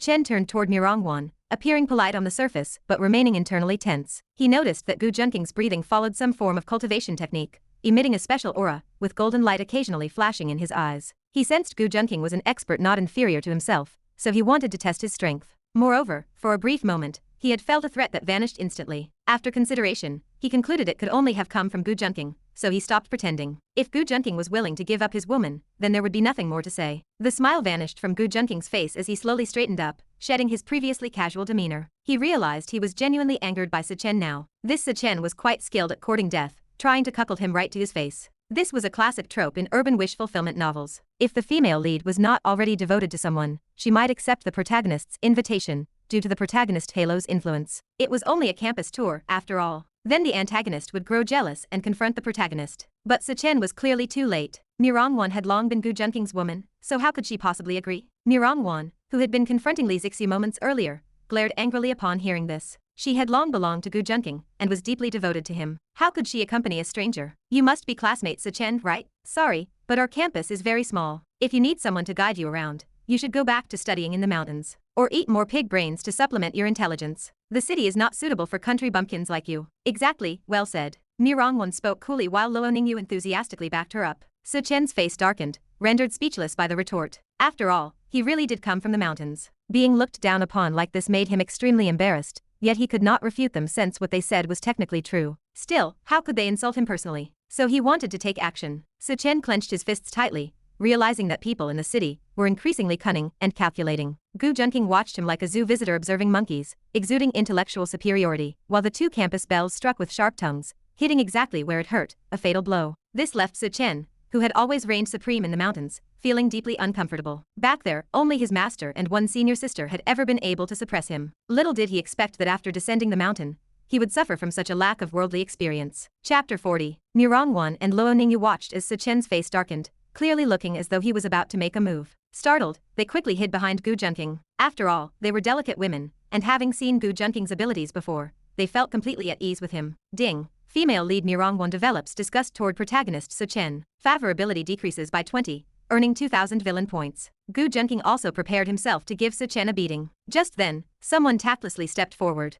Chen, what are you doing? Aren't they right? If you are not a country bumpkin, then what are you? A turtle. Why are you being so sarcastic toward Gu Junqing? Are you some kind of two-faced person? Li Zixiu suddenly stepped forward and began berating Chen without holding back. Although Chen was nominally her fiancé, she had never agreed to it. She absolutely detested him and inwardly complained that her grandfather and father must be going senile. Gu Junqing, on the other hand, was different. Not only was he her childhood friend, but now also her close male confidant. How could Chen be so clueless? A country bumpkin like him dared to mock her confidant. Chen suppressed his urge to act. He was utterly exasperated. The woman before him was supposed to be his fiancée, so why was she helping Gu Junqing insult him? Moreover, just moments ago she had been arguing with Murong, yet now she had shifted her focus entirely onto attacking him. Chen felt so frustrated he could vomit blood. Already enraged, Li Zixiu's provocation made him consider whether he should simply abandon the engagement. Although he valued Li Zixiu's beauty, he cared even more about the Li family's influence. Becoming the Li family's son-in-law would help him establish himself in the city. He could not remain a country bumpkin forever. Flames of ambition burned fiercely in Chen's eyes. After spending several days in the city, even his originally indifferent nature had begun to change. He had been captivated by urban prosperity and the abundance of beautiful women. He no longer wished to return to the secluded tranquility of mountain life. Once he rose to power, he would make Gu Junqing kneel and call him daddy. For now, however, he had no choice but to endure Li Zixiu's scolding and refrain from laying a hand on her. He knew that if Li Zixiu's father and grandfather discovered he had struck her, even his master's reputation would not save the engagement. It would certainly be cancelled. Seeing that a fight might not break out after all, Murong and Ningyu breathed a sigh of relief and looked at Chen with faintly provocative expressions. Then, watching Li Zixiu continue to scold him, they suddenly felt she might actually make a good close friend. They had been confused earlier when Chen confronted Gu Junqing, but hearing Chen mock Gu Junqing and even suggest that Murong accompany him for a day had infuriated them. The more Li Zixiu scolded him, the happier they felt. Li Zixiu, relieved to see that Chen had abandoned his intention to fight, quietly let out a sigh. She had witnessed Chen's abilities firsthand. Even several of her family's bodyguards working together could not defeat him. As long as Chen still wanted to become the Li family's son-in-law, he would not dare lay a hand on her. To protect Gu Junqing and the others, she had stepped forward immediately to give Chen a thorough dressing down. Chen narrowed his eyes at Gu Junqing, a silver needle suddenly appearing in his hand, hidden within his sleeve. Li Zixiu's words did not affect him in the slightest. He had already grown somewhat accustomed to her scolding over the past few days. He wanted to find an opportunity to give Gu Junqing an acupuncture treatment, one that would make him lose his male capabilities and successfully become the invincible East. However, after careful consideration, he restrained himself. If Gu Junqing later discovered he had truly lost his abilities, public scrutiny would likely trace the matter back to him. He had not yet accumulated enough strength to withstand retaliation from such a powerful family. Although his martial arts were exceptional, he was still far from matching his master. Even his master had once been severely injured, proving that many hidden experts existed in the world. His current strength was not enough to allow reckless action. During his stay with the Li family alone, he had already sensed several auras no weaker than his own. He could not afford impulsiveness. Gu Junqing noticed the movement inside Chen's sleeve and immediately understood what he intended. In the original story, Chen had used this very method to cripple many young masters from prominent families. Now he wanted to do the same to Gu Junqing. But what he did not know was that Gu Junqing's medical skills had already reached the divine level. Chen's silver needle techniques, blocking meridians, and reversing the flow of qi and blood, were nothing more than child's play to him. He did not even need medical techniques to resist them. The powerful qi and blood strengthened by the Yellow Emperor's inner cannon were enough to break through such methods. Gu Junqing also knew this move well. But for medical experts of Chen and Gu Junqing's caliber, such tricks were elementary. Silver needles alone might not completely sever kidney meridians. But if combined with medicinal methods, that would be another matter. Gu Junqing could not help recalling water margin from his past life. Dalin, it is time to get up and take your medicine. That line had inspired countless sighs across generations. Even now, Gu Junqing found himself reflecting on it. In solemn commemoration of the 1000th anniversary of the tragic death of the renowned private entrepreneur, Mr. Wu Dalin. To be honest, that scene had made many men wary. Seeing their wives pour powder into food, they would accuse them of malice, only to discover it was merely salt. And Gu Junqing planned to do the same to Chen, repaying him in kind. No one could be more vicious than Chen, who constantly sought to sever others' meridians. Could a man who lost his masculinity even be considered a man? After all, when referring to eunuchs, using he feels strange, and using she feels even stranger. So nowadays people simply say it. Somehow, it felt perfectly fitting. Chen had no medical ethics, always so quick to use acupuncture. Did he not realize some people were afraid of needles? Gu Junqing silently complained. He had not fully set his plans in motion yet, so he was not ready to act. After all, Chen posed no real threat to him at present. Chen might grow stronger, but Gu Junqing would progress even faster. Once he extracted a bit more value from Chen, he would crush him effortlessly, though he could already do so now. Gu Junqing, I do not know how strong you are, but you had better not provoke me again. Chen threw down this threat and left. Gu Junqing felt somewhat speechless. Was it not usually the villains who said lines like that? Li Zixiu breathed a sigh of relief after Chen left, and hurried over to Gu Junqing to claim credit. Gu Junqing, was it not satisfying to see me scold him? I have been cursing him out every day these past few days, and he still acts like a turtle, so annoying. Li Zixiu poured out her grievances to her close male friend. Murong and Ningyu quickly walked over as well, wanting to keep an eye on Gu Junqing and prevent him from flirting around. Although they both understood that Gu Junqing could not possibly have only the two of them as women, they still believed the fewer rivals, the better. Especially when it came to a seductress like Li Zixiu, who wanted men to be her close girlfriends. Chapter 41. Li Zixiu noticed that Murong and Ningyu had also arrived, and turned to speak to them in a sarcastic tone. She found it more amusing to interact with them than to vent her frustrations at Gu Junqing. Watching them fool around, Gu Junqing felt a sense of reflection. At this moment, he was filled with ambition and confidence. What did the protagonist matter? He, the sovereign, would lead the entire Gu family to conquer a vast harem. Junqing swept through the 6 states. How majestic his tiger-like gaze. Over the past few days, Chen had been trying to provoke Gu Junqing into taking action. But clearly, Gu Junqing saw him as nothing more than a clown, and paid him no mind. It wasn't that Gu Junqing was afraid, the timing simply wasn't right. Defeating him now would serve no purpose. In fact, it might even provide Chen with an opportunity to break through, turning danger into advantage and gaining further progress. Gu Junqing had no intention of being an XP farm, supplying the protagonist with resources for growth. For now, the more effective approach was to undermine the male lead's confidence, win over the female leads, and push the male lead toward extreme actions, or even drive him into darkness. In the midterm exam hall, this test was quite important. It was one of the last major exams, before the college entrance examinations, with only one citywide exam, in Lota remaining afterward. Chen had always possessed strong learning ability. He could quickly grasp the meaning of the many study materials his teachers provided, as if aided by heaven. Moreover, his memory was excellent. After days of systematic learning at Tianlin High School, he found that both his learning ability and study methods had improved compared to before. Thus, he planned to make a stunning impression this time, transforming his previously unnoticed status and embarking on his path to rise. He might even attempt to surpass Gu Junqing and become the top student in the entire school. If he succeeded, he would shatter the myth of Gu Junqing's 6-year reign as the undisputed first place. After all, Gu Junqing had never ranked second since middle school. By then, Chen could become as sought after as Gu Junqing, or even more so. His future development would attract widespread attention, as anyone capable of defeating Gu Junqing was no ordinary person. Merely catching up to Gu Junqing was already a distant dream for most, let alone surpassing him. After all, Chen was still in the early stages of his journey. He had not yet experienced the harsh realities of society. As the saying goes, newborn calves are not afraid of tigers. That describes Chen perfectly. All those who had attempted to challenge Gu Junqing had already met with failure. Tianlin High School had a tradition. Before exams, students would write down their target rankings. When everyone saw that Chen's target was first place, they burst into laughter. They all thought he was overestimating himself. If you've never seen my abilities, why mock me? Chen said calmly. A classmate kindly enlightened him. In 7th grade, there were 500 competitors aiming for first place against Junqing. By 8th grade, only 10 remained. In 9th grade, just a handful still dared to dream of the top spot, while everyone else fought for 2nd place. By high school, only one person still set first place as their goal, our classmate Murong won. Since she's been perennially 2nd, and has no choice but to aim for 1st. Don't you see how ridiculous it is for you to target 1st place? The classmate explained while mocking his audacity. Murong won, suddenly referenced, turned and glared at the classmate. Humph, this is clearly my inglorious history. How many years has it been? How many years? And I've never surpassed that big pervert even once. I'm not willing to accept it. Murong won secretly complained. After all, it had been many years. Although she was now devoted to him, this was about academics and unrelated to feelings. But perhaps this was another kind of romance. The male lead first, the female lead second. Their relationship was just like their names, only 2 centimeters apart. Although, in reality, their relationship was almost negative. Murong won suddenly blushed again, her thoughts wandering wildly. Chen saw Murong won's flushed face and felt a surge of excitement. He thought it was because she saw how courageous he was in challenging Junqing, and was considering giving him a chance. For some reason, from the moment he first saw Murong won, he felt she belonged to him, a strange sense of connection. He did not realize it was the female lead's halo automatically attracting the protagonist halo. That was why, whenever he saw Murong won constantly hovering around Junqing, he felt his mindset shifting, becoming more prone to impulsiveness. Moreover, his fiancée Li Zixiu was also often around Junqing, which fueled his anger and led to conflicts with him. He always felt Junqing was not as upright and honorable as he appeared, often giving off the vibe of a sly old fox. That was why he thought it might be better to simply cripple Junqing. If Junqing became a eunuch, he would no longer pose a threat. It was just a pity that after so many days, he still had not found a suitable opportunity.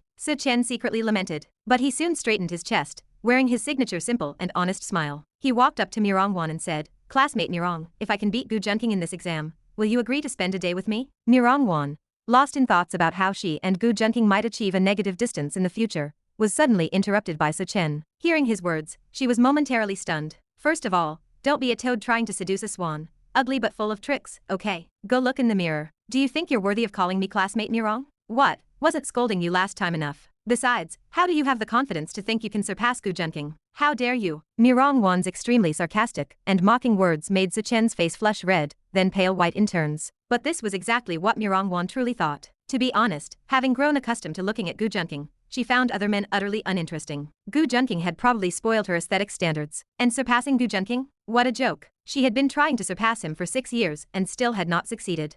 Chen walked away with a gloomy expression, feeling despised, called a toad, and ridiculed for overestimating himself. He was now even more determined to defeat Junqing and make those who had mocked and scorned him eat their words. To be honest, if the person he wanted to surpass were not Junqing, he might very well have succeeded. After all, this was the classic trope of the protagonist, showing off and slapping faces. Meanwhile, Junqing stood nearby, pondering how to deal with Chen more safely. Hearing Chen's words, Junqing curled his lip. To be honest, Chen might actually succeed in showing off and slapping faces. Even if he could not surpass Junqing, he might still achieve a top ranking. Such results would be sufficient to enter the best university in the entire Dragon Country. Of course, Junqing would definitely not let him succeed, as it would not only boost the protagonist's confidence, but might even directly enhance the protagonist's luck. Chapter 42. Junqing decided to emulate Simon Qing by recreating the classic, "Darling, it is time to take your medicine," scene. He was not afraid of Chen's challenge. He knew full well that Chen's current learning abilities were still too underdeveloped to truly challenge him at this stage. The scores would likely be very close. While Chen's learning ability could only be considered advanced at best,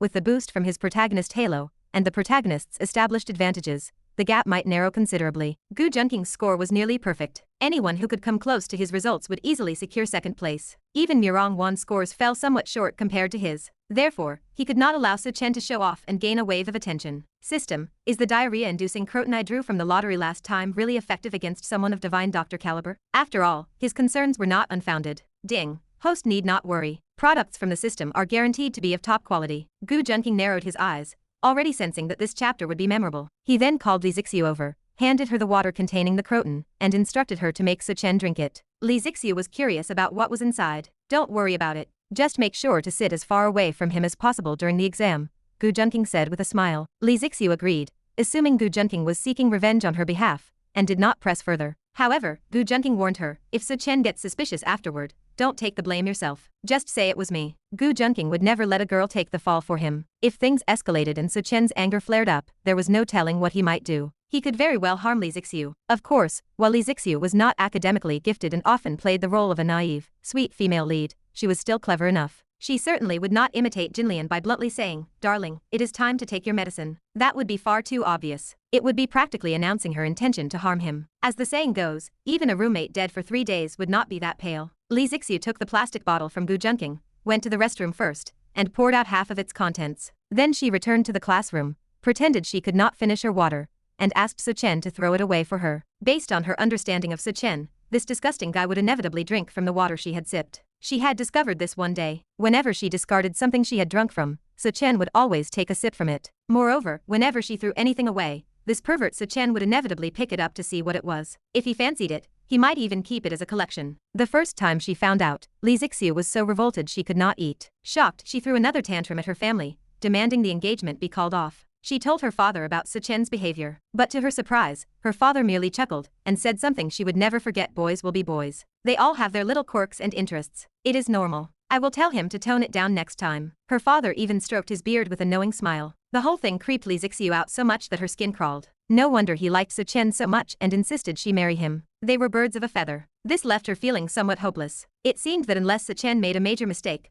her father would never break off the engagement. So she grew increasingly unrestrained, and developed an even stronger dislike for Chen. She had confided all this to Junqing, which was why she believed he was now standing up for her. She was currently in a phase of disliking Chen, so she felt no psychological pressure whatsoever about doing anything to him. Being naturally naive and sweet, and with a good friend like Junqing backing her up, she had all the more reason to act without hesitation. Li Zixiu pretended to drink half the bottle of water, then claimed she could not finish it and asked Chen to throw it away for her.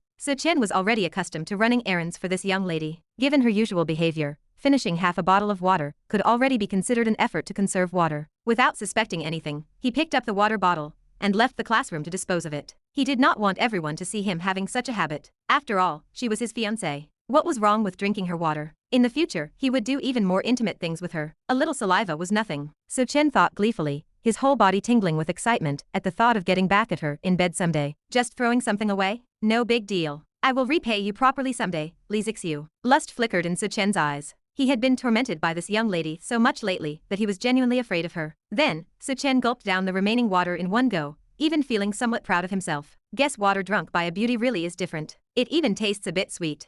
Chen smacked his lips and licked them. Little did he know it was the distinct taste of the special croton seeds Junqing had drawn. Besides, I just didn't want to waste water. It has nothing to do with being a pervert. After mentally reassuring himself, Chen returned to the classroom to prepare for the exam. Li Zixiu peeked furtively from the doorway. Seeing Chen disgustingly finish the half bottle of water she had tampered with made her want to vomit. However, since it was not actually water she had drunk herself, Li Zixiu quickly composed her expression. She turned and gave a thumbs up in Junqing's direction. Junqing nodded in acknowledgement. He then deliberately asked Murong and Ningyu to sit farther away, afraid they might feel nauseous if they caught a whiff of anything unpleasant. Junqing thought mischievously, wondering whether Chen would still be able to act like a normal person after this. Just then, Chen walked into the classroom. Not noticing anything amiss, he returned to his seat. But for some reason, he felt a vague sense of unease. As he pondered why, he noticed the teacher had already entered and was distributing the exam papers.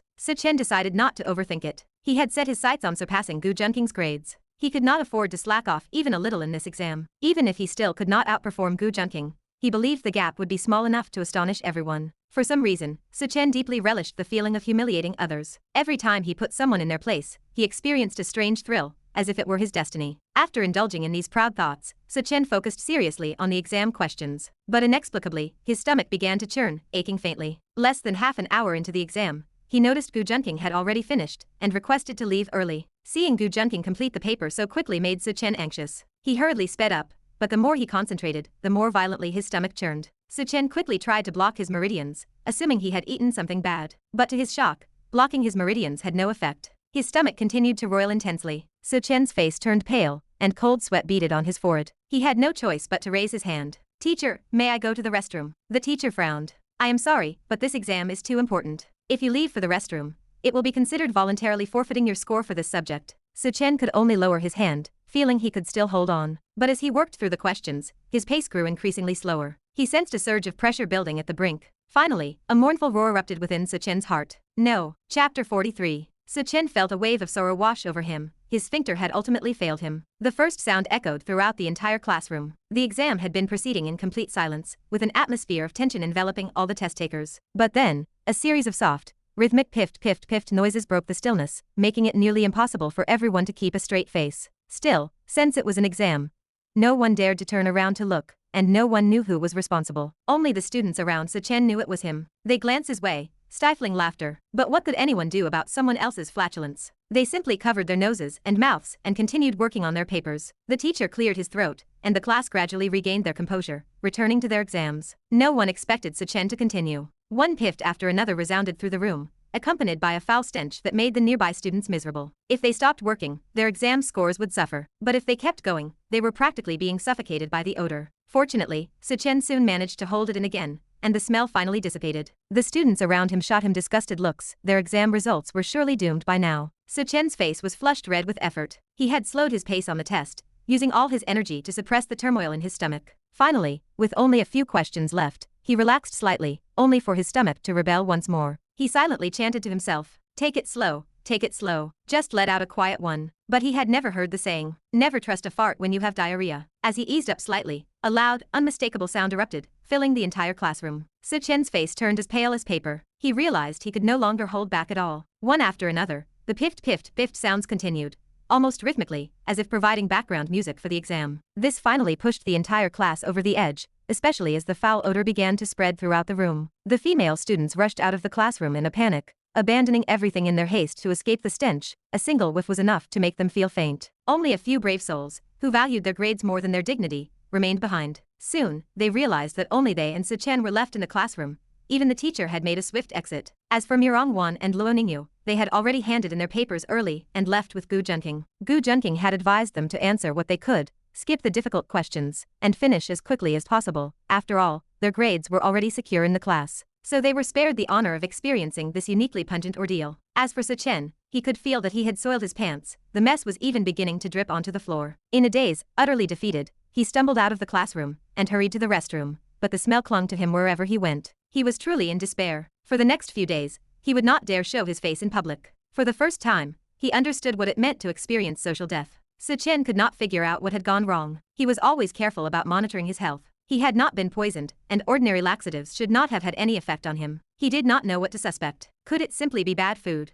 Chen felt utterly lost. Was it that bottle of water? Or something else? His mind went blank. He had never suffered such a humiliating blow. It felt as though his entire life had turned gray. However, no matter what, Chen would not be stepping outside his home for quite some time. As he walked down the street, a foul odor still clung to him. Seeing the strange looks from people around him, he could only cover his face and flee back to his rented room. Junqing watched Chen running home from a distance, a slight smile curling at the corner of his lips. The host had caused the protagonist Chen to lose face and suffer psychological damage, earning 3,000 villain points. Li Zixiu was overjoyed to see Chen humiliated so thoroughly. She quickly bounced over to Junqing. What kind of medicine is this? It is so potent. I heard from my father that Chen is a divine doctor. She continued, although I do not believe his medical skills are that great.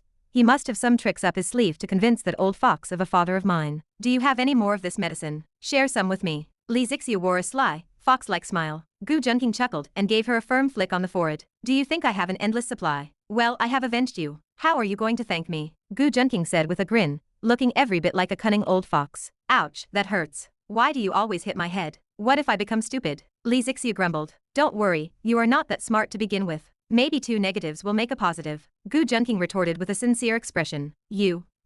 Humph, I won't bother arguing with you. Li Zixiu snorted. Humph, how should I thank you? Since we are already besties, why bother with thanks? Isn't it only natural? Li Zixiu smiled like a sly fox. But to make sure you help me out a few more times, I'll be generous and thank you this once. With that, Li Zixiu stood on her tiptoes and gave Junqing a quick, woodpecker-like peck on the cheek. Then she turned away as if it meant nothing, though her bright red ears gave her away completely. The female lead Li Zixiu's favorability toward the host has increased by +20, rewarding 2,000 villain points. Junqing curved his lips into a smile. He had almost been fooled by this girl. Although Li Zixiu had no interest in academics, influenced by her family background, she was quite skilled in palace intrigue and interpersonal relationships. As the saying goes, low IQ but high EQ. After all, the Li family was a prominent clan, and Li Zixiu had been immersed in such an environment since childhood. Even a blank sheet of paper would have been stained black. It was precisely because of her unique talents that, in the original story, she was able to stabilize Chen's harem. After all, Chen's harem was far larger than even Lin Tian's. For Li Zixiu to secure the position of headwife in such circumstances,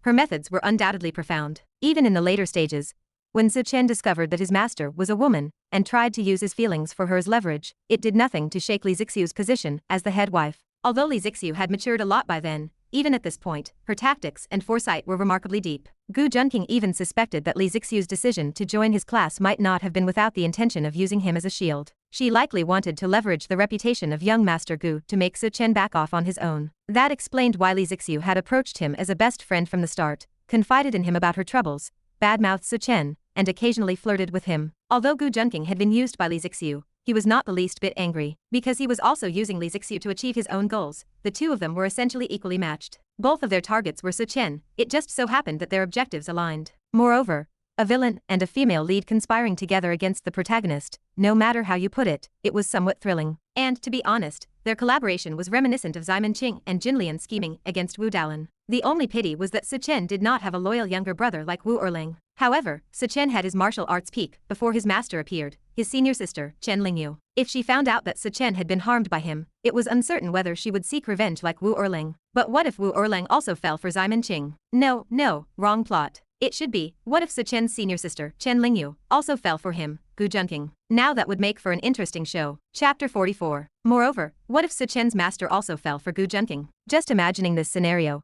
if all the women close to Chen became Junqings, even Junqing could not fathom any path left for Chen other than turning to the dark side. The more Junqing thought about it, the more wicked his thoughts became. Truly, a great villain is a great villain. Even if he appears righteous on the surface, his bones are still steeped in the abyss of darkness. A great villain is not arrogant, nor is he a brainless fool who believes himself invincible and acts recklessly. Such characters are merely cannon fodder or idiots. The true destined great villain is one who strategizes within his tent yet determines victory 1,000 miles away, achieving his goals by any means necessary. Where is their absolute righteousness, and where is their absolute evil? Take, for example, Qin Huang, whose virtue surpassed the 3 sovereigns and whose achievements swept away the 6 states, unifying the realm. He established the imperial system, strengthened central rule, abolished the feudal system in favor of the commandery county system, and standardized writing, chariot tracks, and wheel gauges, unifying scripts and currencies. His contributions were undeniably immense. But was he absolutely righteous? Not necessarily. In the eyes of many, he remains the embodiment of a tyrant. If you were to praise him, a crowd would retort, then why don't you time travel to the Qin dynasty and build the Great Wall for him? Would you still think he's good then?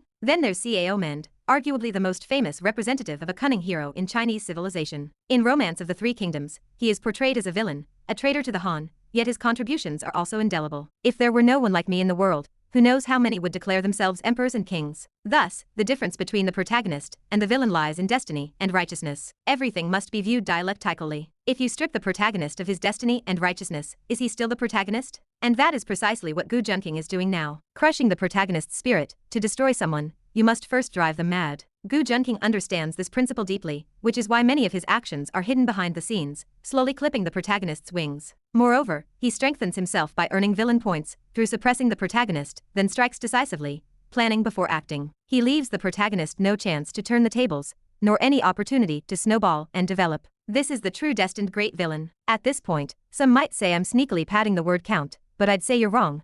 I'm openly padding the word count. Junqing's actions no longer needed to be as covert or cautious, because Chen's public diarrhea incident caused him such social humiliation that he was likely to shut himself indoors for a while. Even his teachers would probably have him stay home for some time, as the impact of his public embarrassment was too significant. Originally, Junqing's class was the top-performing one in the entire school, but due to Chen's incident, the class's overall scores had dropped considerably. Aside from a few exceptions like Junqing and Murong, who remained steadily in the top 2, almost everyone else's rankings had plummeted to the bottom of the school because they effectively missed one subject's scores. In a school of elite students, the impact of losing one subject's scores is terrifying. Of course, Junqing was an exception. Even if he missed one subject, his score would only be slightly lower than Murong's, mainly because Junqing was so far ahead of everyone else that he was virtually unreachable, earning him everyone's admiration. A small gap breeds jealousy, while a vast and insurmountable difference inspires admiration and worship. This time, the poor academic performance of the classmates led them to grit their teeth in resentment towards Chen. They wished they could unleash a quadruple barrage of insults like Ma Chao. So you traitor, scoundrel, villain, rebel. Moreover, Chen's results were even more dismal this time. He ranked last in the class, scoring even lower than Li Zixiu, who had basically scribbled random answers. He only had scores in one subject, and even those were not high. This provoked silent mockery from everyone. He had once been ambitious enough to challenge Junqing, who stood high above the clouds, but now he had sunk to the depths. During the time Chen stayed at home, too ashamed to show his face, what is commonly referred to as shutting himself away, Junqing finally did not have to remain confined to the school. He had stayed at school these past few days for two reasons. First, to avoid arousing Chen's suspicion, and second, to ensure Chen did not remain out of his sight for too long, lest he stumble upon some fortuitous opportunity. Chen's self-imposed isolation at home not only reduced his chances of encountering such opportunities, but also made it easier for Junqing's people to keep an eye on him. If Chen could still stumble upon some opportunity while holed up at home, like an elixir suddenly appearing when he flushed the toilet, or a bird delivering some secret manual to the protagonist, then Junqing would simply have to accept it.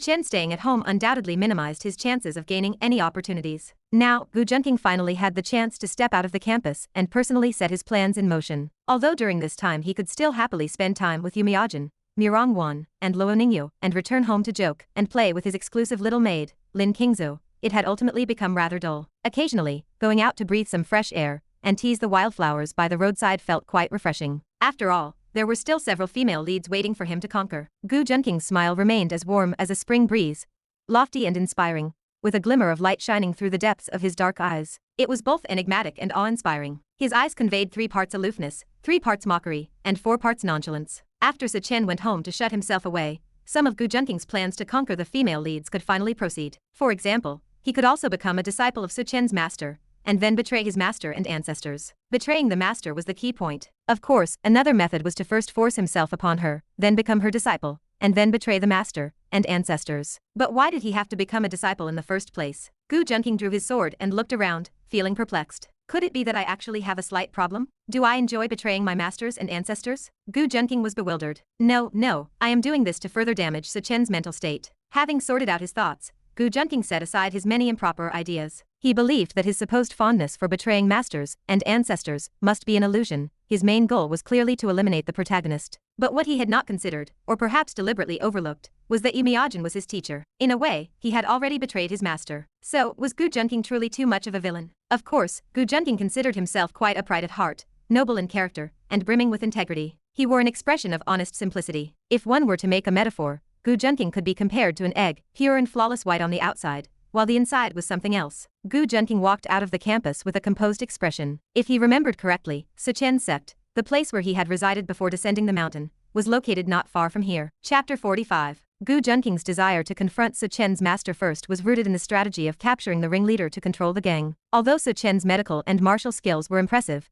his master remained his strongest pillar of support. Despite her youth, the master wielded significant influence through her vast network of connections. She had used her legendary medical prowess to save countless dignitaries and nobles. Many people were willing to risk everything just to secure a favor from her. This extensive web of influence made her a formidable asset. Junqing suspected that the author had simply run out of fresh ideas. The story often relied on introducing powerful antagonists for Chen to defeat, followed by new allies to help him slap faces. By removing these helpers in advance, Junqing could easily dominate the narrative. None of the mid to late game characters were simple figures. He needed to target the source of Chen's strength, the peak of power and beauty in the novel, Qingzhu. Even though she was over 30, she remained the primary goal for his plans to betray his master and ancestors. Before targeting the big fish, he had to address a smaller one. He planned to navigate the classic trope found in Divine Doctor novels. This usually involved a female lead with a disabled relative who falls for the protagonist during the treatment process. Junqing was now heading toward the home of that specific female lead. Her situation was tragic because she had disabled legs that were nearly ready for amputation and a terminally ill father. To make matters worse, her elderly mother suffered from various chronic illnesses. His initial plan to win over the female lead, Hanyan, involved the standard Divine Doctor approach. He had considered dating her and using daily interactions to capture her heart. However, curing her father step by step would take far too long. The original author had likely dragged out this plot to pad the word count. He did not have the patience for that. Although Chen was currently sulking at home, he would likely recover his thick skin soon. Junqing had other female leads to conquer, including Chen's master and his senior sister. Time was a luxury he could not afford. He intended to fleece Chen like a fat sheep while efficiently moving through his other objectives. Chen's current luck score was significantly higher than Lin Tian's had been. If Lin Tian had been a valuable source of growth, Chen would offer even greater rewards. The key was to harvest him in batches rather than all at once. He could not allow his leaks to grow too strong, or they might become impossible to harvest. If he failed to conquer Hanyan quickly, the protagonist's halo would likely draw her in. He needed a more immediate solution. He decided to adopt the approach of an overbearing CEO. He drew inspiration from novels where domineering men confined their delicate wives. He would simply abduct her and keep her by his side. If she tried to run away, he was prepared for the consequences. He could heal her legs, and he could just as easily break them. The trope of powerful families failing to find a single woman in the modern era was absurd. In the age of the internet, total anonymity was impossible. Large corporations and governments could find anyone with enough effort. If Hanyan truly wanted to reenact a soap opera drama, she would find that he was a villain, not a soft-hearted CEO. He was scummy, but he lacked the hypocrisy of those affectionate, heartless executives. Junqing believed his tastes were simply broader. As long as she was a female lead, he would accept her. As he pondered his approach, he arrived at Hanyan's home. His loyal bodyguards, Baldy and Qingzhu, eagerly opened the car door for him. They knew exactly what they were here for. They were experts at kidnapping, and felt no guilt regarding the task. They acted like the stereotypical villainous lackeys, and they were, in fact, exactly that. Chapter 46. Junqing swaggered into the narrow alley where Hanyan lived, flanked by his two subordinates, Baldy and Qingzhu. His gaze fell upon the cramped house in the distance. It was a low, dilapidated old house, perpetually deprived of sunlight due to the surrounding buildings. Dark and damp, with moss creeping everywhere, the wall plaster had long peeled off, leaving the surface uneven and rough. Even in the economically prosperous Luo City, such shabby dwellings still existed. This was the shadowy corner cast beneath Luo City's glamorous and bustling facade, yet it appeared all the more real because of it. Junqing could not help but reflect that if he took a photo of this house and showed it to Liu Yuxi, the poet would probably delete his inscription of a humble abode overnight. The alley was narrow, and the three of them walked quietly along the uneven path. When they reached Hanyan's doorstep, they found two yellow-haired hoodlums knocking on her door. "Open up. I know you are home." "What, trying to skip out on the protection fee? Then hand over your daughter. Our brother Yang has had his eye on her for a long time." Bang, bang. Loud, forceful knocks echoed through the alley, yet no one came out to intervene. These two hoodlums were underlings of Liu Yang, the local bully, who controlled this small area. Usually, they only collected protection fees and flirted with young women, never committing any truly heinous acts. But the residents did not dare interfere, preferring to pay the fees to keep the peace. The two hoodlums hammered on the door, but there was no response from inside. Clearly, the occupants were afraid of them. Junqing raised an eyebrow, surprised to encounter such a scene so soon after arriving. He signaled Baldy to quiet them down. Qingzhu sighed inwardly, disappointed that he would not get a chance to act this time. Baldy understood Junqing's meaning and stepped forward with a sinister grin. "I have not had a chance to stretch my legs since following the young master. Time to have some fun." The two hoodlums watched as Baldy, tall and burly with bulging muscles, approached. Immediately intimidated, their legs trembled as they scrambled to apologize. "Big brother, we are with brother Yang. We are all in the same circle. Let us keep things friendly for future encounters." Baldy raised an eyebrow. "No can do. I said I am having fun, and that is what I am going to do." Without another word, Baldy took a large stride forward, his massive hands seizing one hoodlum by the collar. The hoodlum tried to pry the hand away, but found it immovable, as solid as steel. Baldy grinned sinisterly, hurling him against the wall, then kicked the other hoodlum, who tried to intervene. Both hoodlums lay on the ground, groaning in pain. One had nearly coughed up blood from the kick, while the other had smashed his face against the wall, leaving it bruised and swollen, a pitiful sight. Those assigned to protect Junqing were no ordinary men. In less than 10 seconds, the fight was over, but Baldy still wore an unsatisfied expression. Junqing walked over and called for the two badly beaten hoodlums to come closer. Terrified, they lay paralyzed on the ground, not daring to move. Seeing their disobedience, Baldy flared up, his eyebrows shooting upward. The two hoodlums hastily helped each other up and limped over. "Big brother, we really have not done anything. Call your boss and tell him to come here. I have some instructions for him later. Oh, and remember to tell him that if he is not here within 10 minutes, he will not need to exist in this world tomorrow." The thugs quickly agreed, realizing that although the young man before them was smiling, his words carried terrifying weight, chilling to the bone. Yet he exuded an aristocratic aura, speaking with refined elegance that nonetheless left no room for refusal, an undeniable authority. Simply put, the aura of a domineering king. Having said this, Junqing paid them no further mind. They were merely minor characters, and dismissed them. Just then, Hanyan's front door cracked open slightly. They seemed to have heard the commotion. An elderly woman stepped out. Though not very old, with delicate features, she appeared visibly aged and mentally exhausted. This was Hanyan's mother, Ye Yuan. One could tell she must have been quite beautiful in her youth, which explained how she had given birth to a heroine like Hanyan. Who are you people?" Ye Yuan leaned against the door frame, her face a picture of fear barely concealed by forced composure. Her family had completely collapsed after her daughter broke her leg, and her husband was diagnosed with a terminal illness. But she had not been defeated by reality, resolutely shouldering the heavy burdens of life. Unlike some women, who choose divorce and abandon their children and husbands when their families fall apart, women even a villain like Junqing found detestable. Ye Yuan had not chosen to flee like birds scattering from a tree when disaster strikes, so Junqing held some respect for her. "We came after seeing information released by a certain foundation. We are here to help you." Junqing smiled. Since he might be taking her daughter away later, he maintained a relatively gentle demeanor. The woman's face lit up with surprise, but seeing Junqing's two tall, burly subordinates, she grew somewhat fearful. Noticing this, Gu Junqing had them wait outside the door. After all, they might not be needed for what came next. Gu Junqing entered the small house, which was indeed as shabby and simple as it appeared from outside. Old and plain. Entering a room, he saw the heroine Shi Hanyan anxiously trying to move on crutches, while her father lay emaciated and immobile on the bed, clearly ravaged by illness beyond recognition. Shi Hanyan watched as an exceptionally handsome man entered. His features were sharp and distinct, with dashing brows and bright eyes. Dressed simply, his lips curved in a faint arc that was both cold and gentle, elegant and noble. His tall figure moved with the grace of a young master from an aristocratic family. How could someone this good-looking exist in the world? She stared, momentarily mesmerized, before growing flustered and shy. But with her mobility limited, she could only stand frozen on her crutches. Observing her state, Gu Junqing raised an eyebrow. Her jet-black straight hair cascaded over her shoulders, complementing her lovely, delicate face that carried an innocent and fragile charm. With slender willow-leaf eyebrows, a petite nose, and eyes like clear pools of water, her gaze possessed an innate elegance, evoking the image of a classical Jiangnan beauty. Only the way she stood leaning on crutches was rather unsightly. Gu Junqing shook his head slightly. Shi Hanyan watched Gu Junqing shake his head and grew even more flustered. She thought he was displeased with her appearance, which deepened her insecurity. Lowering her gaze, she no longer wanted him to see her in such a state. Chapter 47. System Notification. Female Lead. Shi Hanyan. Age. 20. Charm Value. 87. Favorability. 40. Protagonist Halo. 430. System Notification. The female lead Shi Hanyan has fallen in love with the host at first sight. Favorability increased by 40. Host's villain Halo increased by 100. Villain points increased by 3000. System Notification.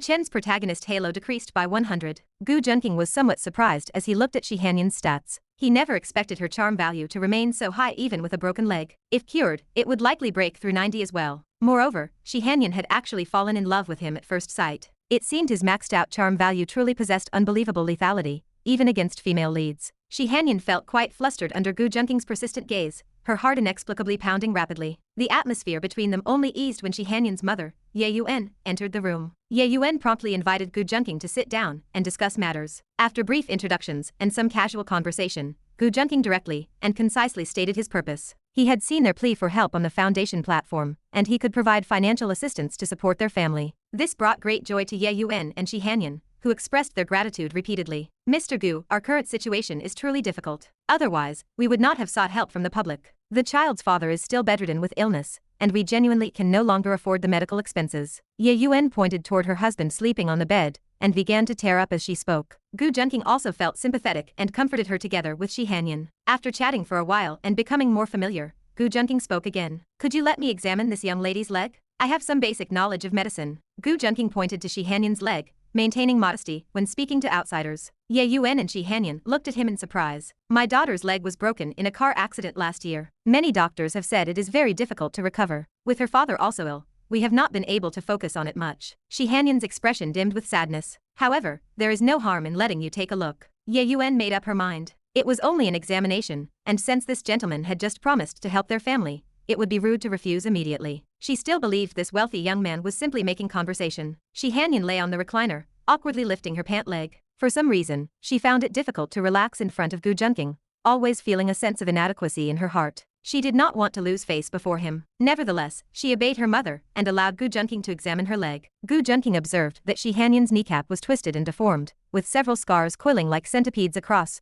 what should have been smooth, straight legs. He moved closer for a detailed examination and discovered that many muscles had necrotized, no longer able to properly support the bones. However, if Chen could treat it, then he certainly could as well, though it would undoubtedly take a long time. I can treat it, Gu Junqing declared after finishing his examination and looking up. This statement shocked both Shi Hanyan and Ye Yuan. Really? Ye Yuan's expression shifted from disbelief to joy. Shi Hanyan also gazed at Gu Junqing in a daze. However, it may take quite some time, so Shi Hanyan can come with me for treatment. Gu Junqing said this confidently with a slight smile. These words caused Ye Yuan's face to turn pale with shock, and she immediately stood up. Mr. Gu, we respect you very much, and we do need money, but we would never sell our daughter. After saying this, Ye Yuan grew somewhat angry, and prepared to ask Gu Junqing to leave. She believed Gu Junqing must be coveting Shi Hanyan's beauty, and had fabricated the claim about curing her illness just to take her away. Seeing Ye Yuan's intention to drive him out, Gu Junqing's smile took on a dangerous edge. It seemed pretending to be a good person had been useless after all. Forcing her into captivity might be the only way, as a villain should act like a villain.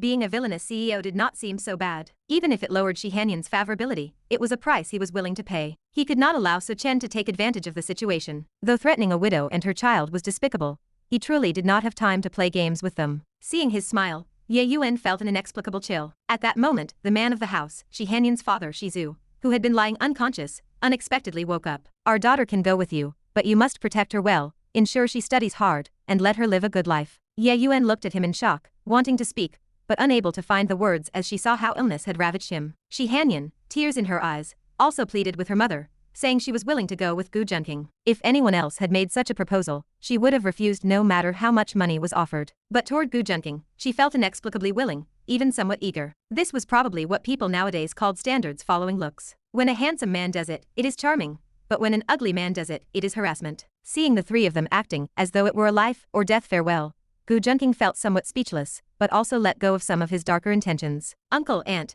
I do not mean to keep you from seeing each other, nor do I have any ill intentions. If you do not believe me, I can treat Miss Shi once first, and you can see the results. After some thought, Ye Yuan agreed to let Junqing try, but only in their presence. Junqing acknowledged her request, carefully positioned Hanyan's body, and helped her lie down as comfortably as possible. He then took out the silver needles he had prepared in advance along with specially made medicinal patches. He began applying acupuncture to Hanyan's legs. Poor blood circulation in her legs had caused muscle necrosis, so merely realigning the bones would not be enough. Junqing skillfully inserted the silver needles into various acupoints. Only after witnessing his proficient technique did they begin to believe his words might be true. After some time, he removed the silver needles, applied medicinal patches to the scarred areas, and secured the injured leg with a splint. You should now feel blood circulation returning and some slight sensation, but you still will not be able to walk. Hanyan carefully sensed the changes and, just as he described, looked at her mother with tearful eyes, overjoyed. Ye Yuan felt both sorrowful and relieved. She hurriedly apologized to Junqing and expressed her sincere gratitude. Do not worry, uncle will be transferred to the best hospital. He will receive the finest treatment. There is now an acupuncture treatment costing over $1 million that can fully cure uncle's leukemia. Junqing said this even though he knew he could cure it himself if he intervened directly, but it simply was not necessary. Only through a difficult and tortuous process could one earn greater gratitude from others. Ye Yuan now felt as if all her burdens had been lifted, as she was truly exhausted. Whether it was her daughter's leg or her husband's illness, both had drained her completely. To her, Junqing now seemed like a savior. Just moments ago she had doubted him, yet now, with reddened eyes, she expressed her gratitude once more. Hanyan also looked at Junqing as if he were a deity, appearing beside their family just when their lives had reached utter despair. System notification. The host has won the heart of the female lead Hanyan. Favorability increased by 20. Villain points increased by 2,000. Chapter 48. Junqing smiled faintly, not expecting such an unexpected gain. Love at first sight was merely liking at best, but now the female lead Hanyan's favorability had nearly reached adoration. However, he still had to play the good guy and helped the aunt who was thanking him to her feet. No need to thank me, auntie. Everyone gathered together and chatted for a while. Suddenly, there was a knock on Hanyan's door. A voice followed. It was Baldy, Junqing's bodyguard. Young master, that guy named Yang or something is here, and he brought another person with him. Baldy's words slightly piqued Junqing's interest. Ye Yuan and Hanyan looked at Junqing with concern. Junqing had only just stood up for them, and now their boss had come knocking. It is fine, just a small issue. Only then did Ye Yuan and Hanyan relax. To be honest, this boss was someone he had summoned, and the person beside him was even more important. If he was not mistaken, this young fellow had even called his own boss over. Junqing stepped out of the room and saw his two subordinates facing off against dozens of people armed with knives, guns, and clubs. But Baldy and Qingzhu only looked slightly excited, thinking they might finally have a satisfying fight today. They had no intention of reminding the other side that this was the young master of the Gu family. They planned to fight first and talk later. Junqing walked forward calmly. Brother Yang, it is these people. A voice suddenly called out. It was the thug who had been beaten earlier. Oh, it is that kid. Kid, come over here and apologize properly, and I will just chop off one of your fingers to teach you a lesson for meddling. Otherwise, you will not leave this place alive. The man called Brother Yang looked obsequiously at the middle-aged man beside him. He glanced at Junqing and merely thought he was a handsome pretty boy, paying him no further attention. After all, a small-time thug like him was not qualified to recognize Junqing, the crown prince of Luo City. Brother Yang had not expected his boss, Yang Shixing, to tag along out of curiosity. It had originally been a minor matter, but Yang Shixing had suddenly taken an interest in watching him handle it. So Brother Yang spoke aggressively to Junqing, hoping to demonstrate his competence in managing this slum district. But then he suddenly noticed Yang Shixing's expression change, from relaxed, to disbelief, to sheer terror. Brother Yang was puzzled. Could the other party be someone important? Junqing watched Yang Shixing from across the way. If he remembered correctly, this scene had also appeared in the original story. This Yang Shixing would later become a subordinate of the protagonist Chen, contributing greatly to Chen's unification of Luo City's underground forces. However, Junqing was not particularly interested in unifying Luo City's underground world. It was insignificant compared to the Gu family's overall influence. Still, it would not hurt to plant a few chess pieces occasionally. At the very least, it would deprive Chen of an ally. Is that young Master Junqing of the Gu family over there? Yang Shixing's voice trembled slightly. If he had known, he would never have come to spectate. If the Gu family learned that his subordinate had surrounded their young master with a group of armed men, he would be finished. Not long ago, the Gu family had issued a notice stating that anyone who encountered their young master must give him free passage. No one dared defy the Gu family's wishes. Yet in less than a month, he had surrounded the Gu family's young master. Even as the boss of a major district in Luo City, he could not withstand pressure from the Gu family. If he resisted forcefully, the likely outcome would be alive in the morning, eating lunch at noon, buried by afternoon. If he had not personally been present, he might have argued that it was merely his subordinate's doing. Yang Shixing's expression turned grave as he began thinking about how to salvage the situation. When Brother Yang heard Yang Shixing address the other party as the young master of the Gu family, he froze. It took him a moment to process the information. Trembling, he asked, "Could it be that Gu family?" Yang Shixing swallowed hard before slowly nodding. Brother Yang's legs nearly gave out. Junqing leisurely walked over and instructed Baldi to summon Yang Shixing, as he wished to speak with him. Yang Shixing and Brother Yang hurriedly dismissed their subordinates before approaching together. The moment they stood before Junqing, Brother Yang dropped to his knees with a thud, dragging his subordinate down with him. "Young Master Gu, this matter truly has nothing to do with me. It was all him. Please deal with him as you see fit, and spare me this once." Brother Yang stammered. "Oh, if I recall correctly, they call you Brother Yang, right?" Junqing maintained his signature smile. No, you can just call me Xiao Yang." Brother Yang replied with an ingratiating grin. "Very well, I can let you off this time. However, you must cut off 2 of your own fingers.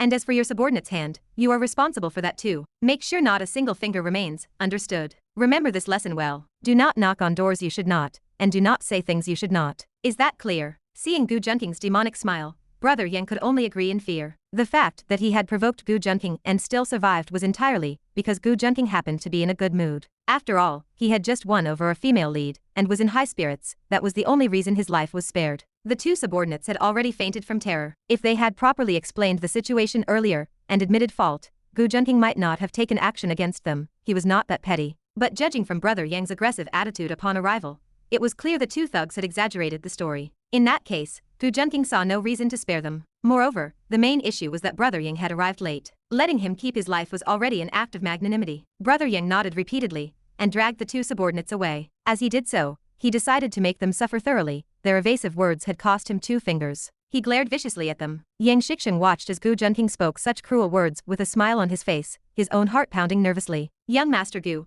this matter truly has nothing to do with me. I was only here to observe," Yang Shixing said with a bitter smile. "I know. Otherwise, do you think you would still be standing here? I called you here for another matter, something of great significance to you," Junqing said indifferently. Yang Shixing forced a smile. "Please, go on. Work for me, and I will help you unify the underground forces of Luo City." Yang Shixing froze. Unifying the underground forces had always been his dream, and unifying them was only a minor matter. More importantly, if he could align himself with the Gu family, his position would become unshakable. He was tempted. "Young Master Gu, I am willing to serve you," Yang Shixing said solemnly. "Very good. As long as you follow my orders, that is all I ask. If you need any assistance, whether manpower for a fight or resources, you can go to him." Junqing pointed at Baldi, who responded with a simple, honest smile. Chapter 49. Yang Shixing looked at Baldi with a serious expression. He sensed that Baldi was a skilled fighter, so he stepped forward and extended his hand for a handshake. Baldi gave a simple, yet slightly fierce smile, and stepped forward to shake hands with Yang Shixing. Their hands gripped tightly. However, after a moment, Yang Shixing's face began to contort in pain, and he quickly let go. Yang Shixing forced a bitter smile. He had assumed Baldi was merely one of Junqing's subordinates, never expecting such formidable strength. Nevertheless, this only strengthened his confidence in seizing control of Luo City's underground forces.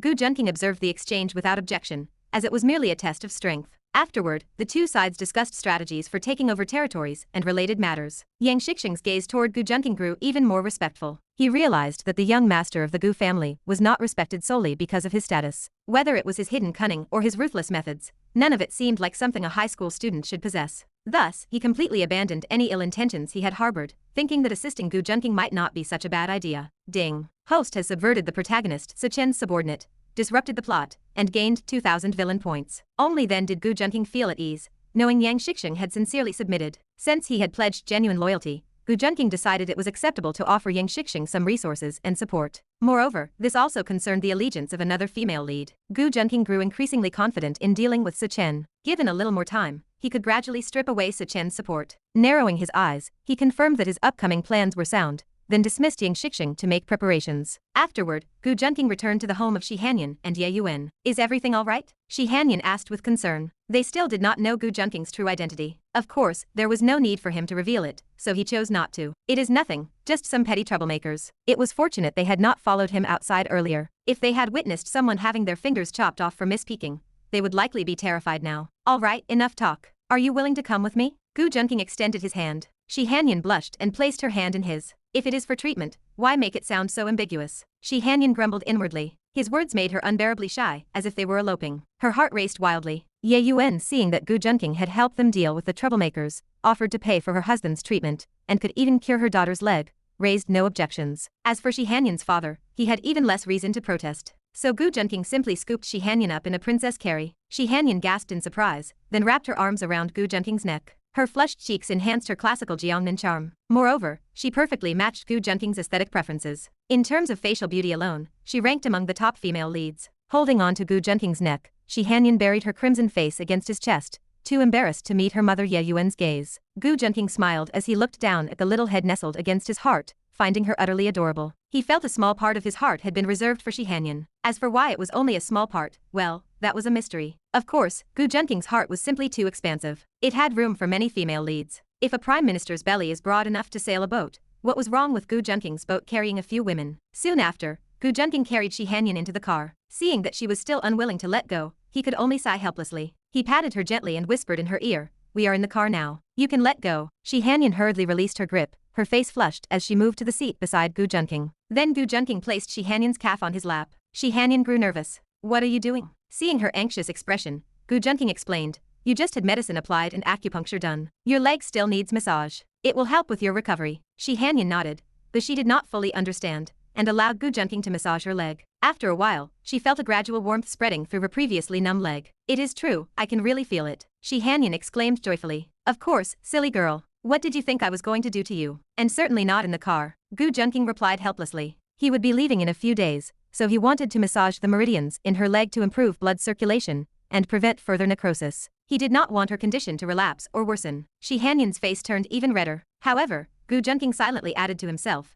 though the car would not be a bad place. Later, Gu Junqing brought Hanyan back to his home and instructed others to take good care of her. When Qingzhu saw Gu Junqing return, she came bouncing over to welcome her brother home. But when Qingzhu noticed Hanyan, her smile briefly froze. Then she suddenly beamed again, as though she had found a new playmate. She dragged Hanyan aside to chat. Seeing the two getting along relatively harmoniously, Gu Junqing breathed a quiet sigh of relief. He had been worried Qingzhu might be displeased, and that the two might clash. But now that they were already addressing each other as sisters, he felt reassured. He could proceed with his next plans. Gu Junqing called for the butler. "Uncle Wang, please hire a female massage therapist later. Make sure she has medical training. Have her focus on massaging Hanyan's injured leg. It is very important. Her leg needs constant care. Also, instruct the therapist to apply this medicine to her leg daily." Gu Junqing handed over the medicine he had prepared himself. Uncle Wang accepted the task and assured him it would be handled properly. After nodding, Gu Junqing left the matter there. Meanwhile, Qingzhu and Hanyan were chatting. "Brother is so good to you, sister. It almost makes me, your little sister, a bit jealous." "Do not say that.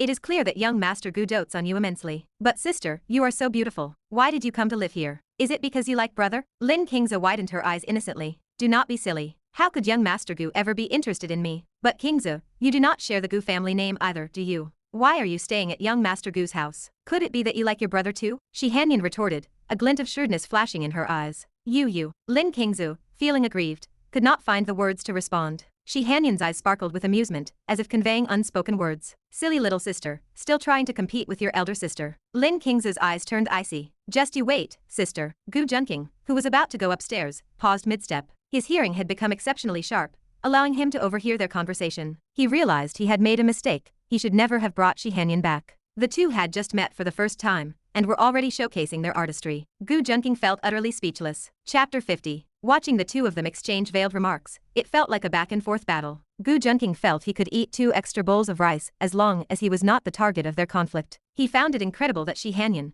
who appeared gentle and always wore a sweet smile, was actually quite skilled at brewing tea. Is this some innate talent all girls possess? However, intervening would clearly be the worst move, as taking either side would be problematic. Helpless, Junqing could only choose to stay out of it. He first contacted the Gu family members who usually kept an eye on Chen. After confirming that Chen had not left his home for days, and had been ordering takeout for meals, Junqing felt relieved. Nevertheless, he issued a strict order to keep a close watch on Chen, preferably using electronic devices or remote observation to minimize the risk of triggering his sensory abilities. The operatives on the other end were surprised that their young master would pay so much attention to a country bumpkin, but they did not dwell on it, as following orders was all that mattered. Junqing still had some plans that were not fully in place, so he needed more time to prepare. Most importantly, the scheme targeting Chen's master had not even begun yet. Returning to his room, Junqing checked his status panel. Host, Junqing. Combat power, 270, average, 5. Charm, 110, beyond limits. Villain luck, 1,300. Villain points, 16,000. Skills, divine medical skill, grandmaster level piano, grandmaster level learning ability, grandmaster level appraisal technique, master level racing skills. Talent, golden eyes, second stage. Items, a parking ticket for a Mercedes-Benz at the foot of Mount Tai, a lost sheep, a bottle of beast milk snatched from a child, a Patek Philippe watch, a Bugatti Veyron, a slipper, a ring once worn by an elderly person, several billion in cash. Looking at his increasingly impressive status panel, Junqing felt a sense of pride. Judging by the stats alone, he had far surpassed Chen. As long as Chen did not gain any new opportunities, Junqing could steadily leech off his luck. When it came to manipulating Chen, Junqing was fairly confident now. He decided to use the system. Exchange for an injury weakness pill. Ding. Successfully spent 2,000 villain points. Exchange successful. The injury weakness pill could make his body appear extremely frail for a certain period. Although the effect was fake, any examination would make it seem real. After carefully studying the personality of Chen's master, Qingzhu, he discovered that despite her outwardly cold demeanor, she was actually very kind-hearted. Moreover, having lived in seclusion for so long, she was quite unfamiliar with many aspects of the modern world. These were all points he could exploit. To ensure his own survival, Junqing had thoroughly analyzed every character from the original storyline, so he could formulate corresponding plans. After preparing everything, Junqing went downstairs to observe the tea-art duel between the two masters. Upon descending, he found that they were no longer exchanging subtle jabs. Instead, they were both staring directly at him. Even his usually unshakable composure, the kind that remained calm even if Mount Tai collapsed before him, wavered slightly. A faint sheen of sweat appeared on his forehead. Young Master Gu, brother. Just as they were about to speak, Junqing hurriedly stopped them. I might be going away for a few days, probably around 10 days to half a month. You all need to behave yourselves at home. Qingzhu pouted. Brother, are you going to leave us alone? Especially you, Qingzhu. Junqing's slightly stern tone made Qingzhu huff softly before falling silent. She had been about to ask where her brother was going because she wanted to go with him. She really did not want to stay with this woman. Beside them, Hanyan watched with a smile as her brother scolded his sister, wearing a triumphant expression. She thought that since her leg required treatment from Junqing, he would definitely take her along. Oh right, Hanyan. I have arranged for a female masseuse to massage your injured leg. I will also have the servants prepare your medicine. As for the acupuncture, we will wait until I return. After all, Hanyan had only just met Junqing, and could not act spoiled with him like Qingzhu could. So she could only quietly agree, though her slightly aggrieved expression still made Junqing feel a bit uncomfortable. Qingzhu watched Hanyan's chastened expression with growing satisfaction. She felt pleased. We are all going to be one family from now on, so we need to get along harmoniously, understand? Do not make the household restless. Junqing patiently instructed them. Qingzhu and Hanyan could only bow their heads and listen silently. After speaking, Junqing bid them farewell, and slowly walked away. Qingzhu sniffed at Hanyan. I was just about to ask brother who he is closer with, you or me. I did not expect him to cut me off.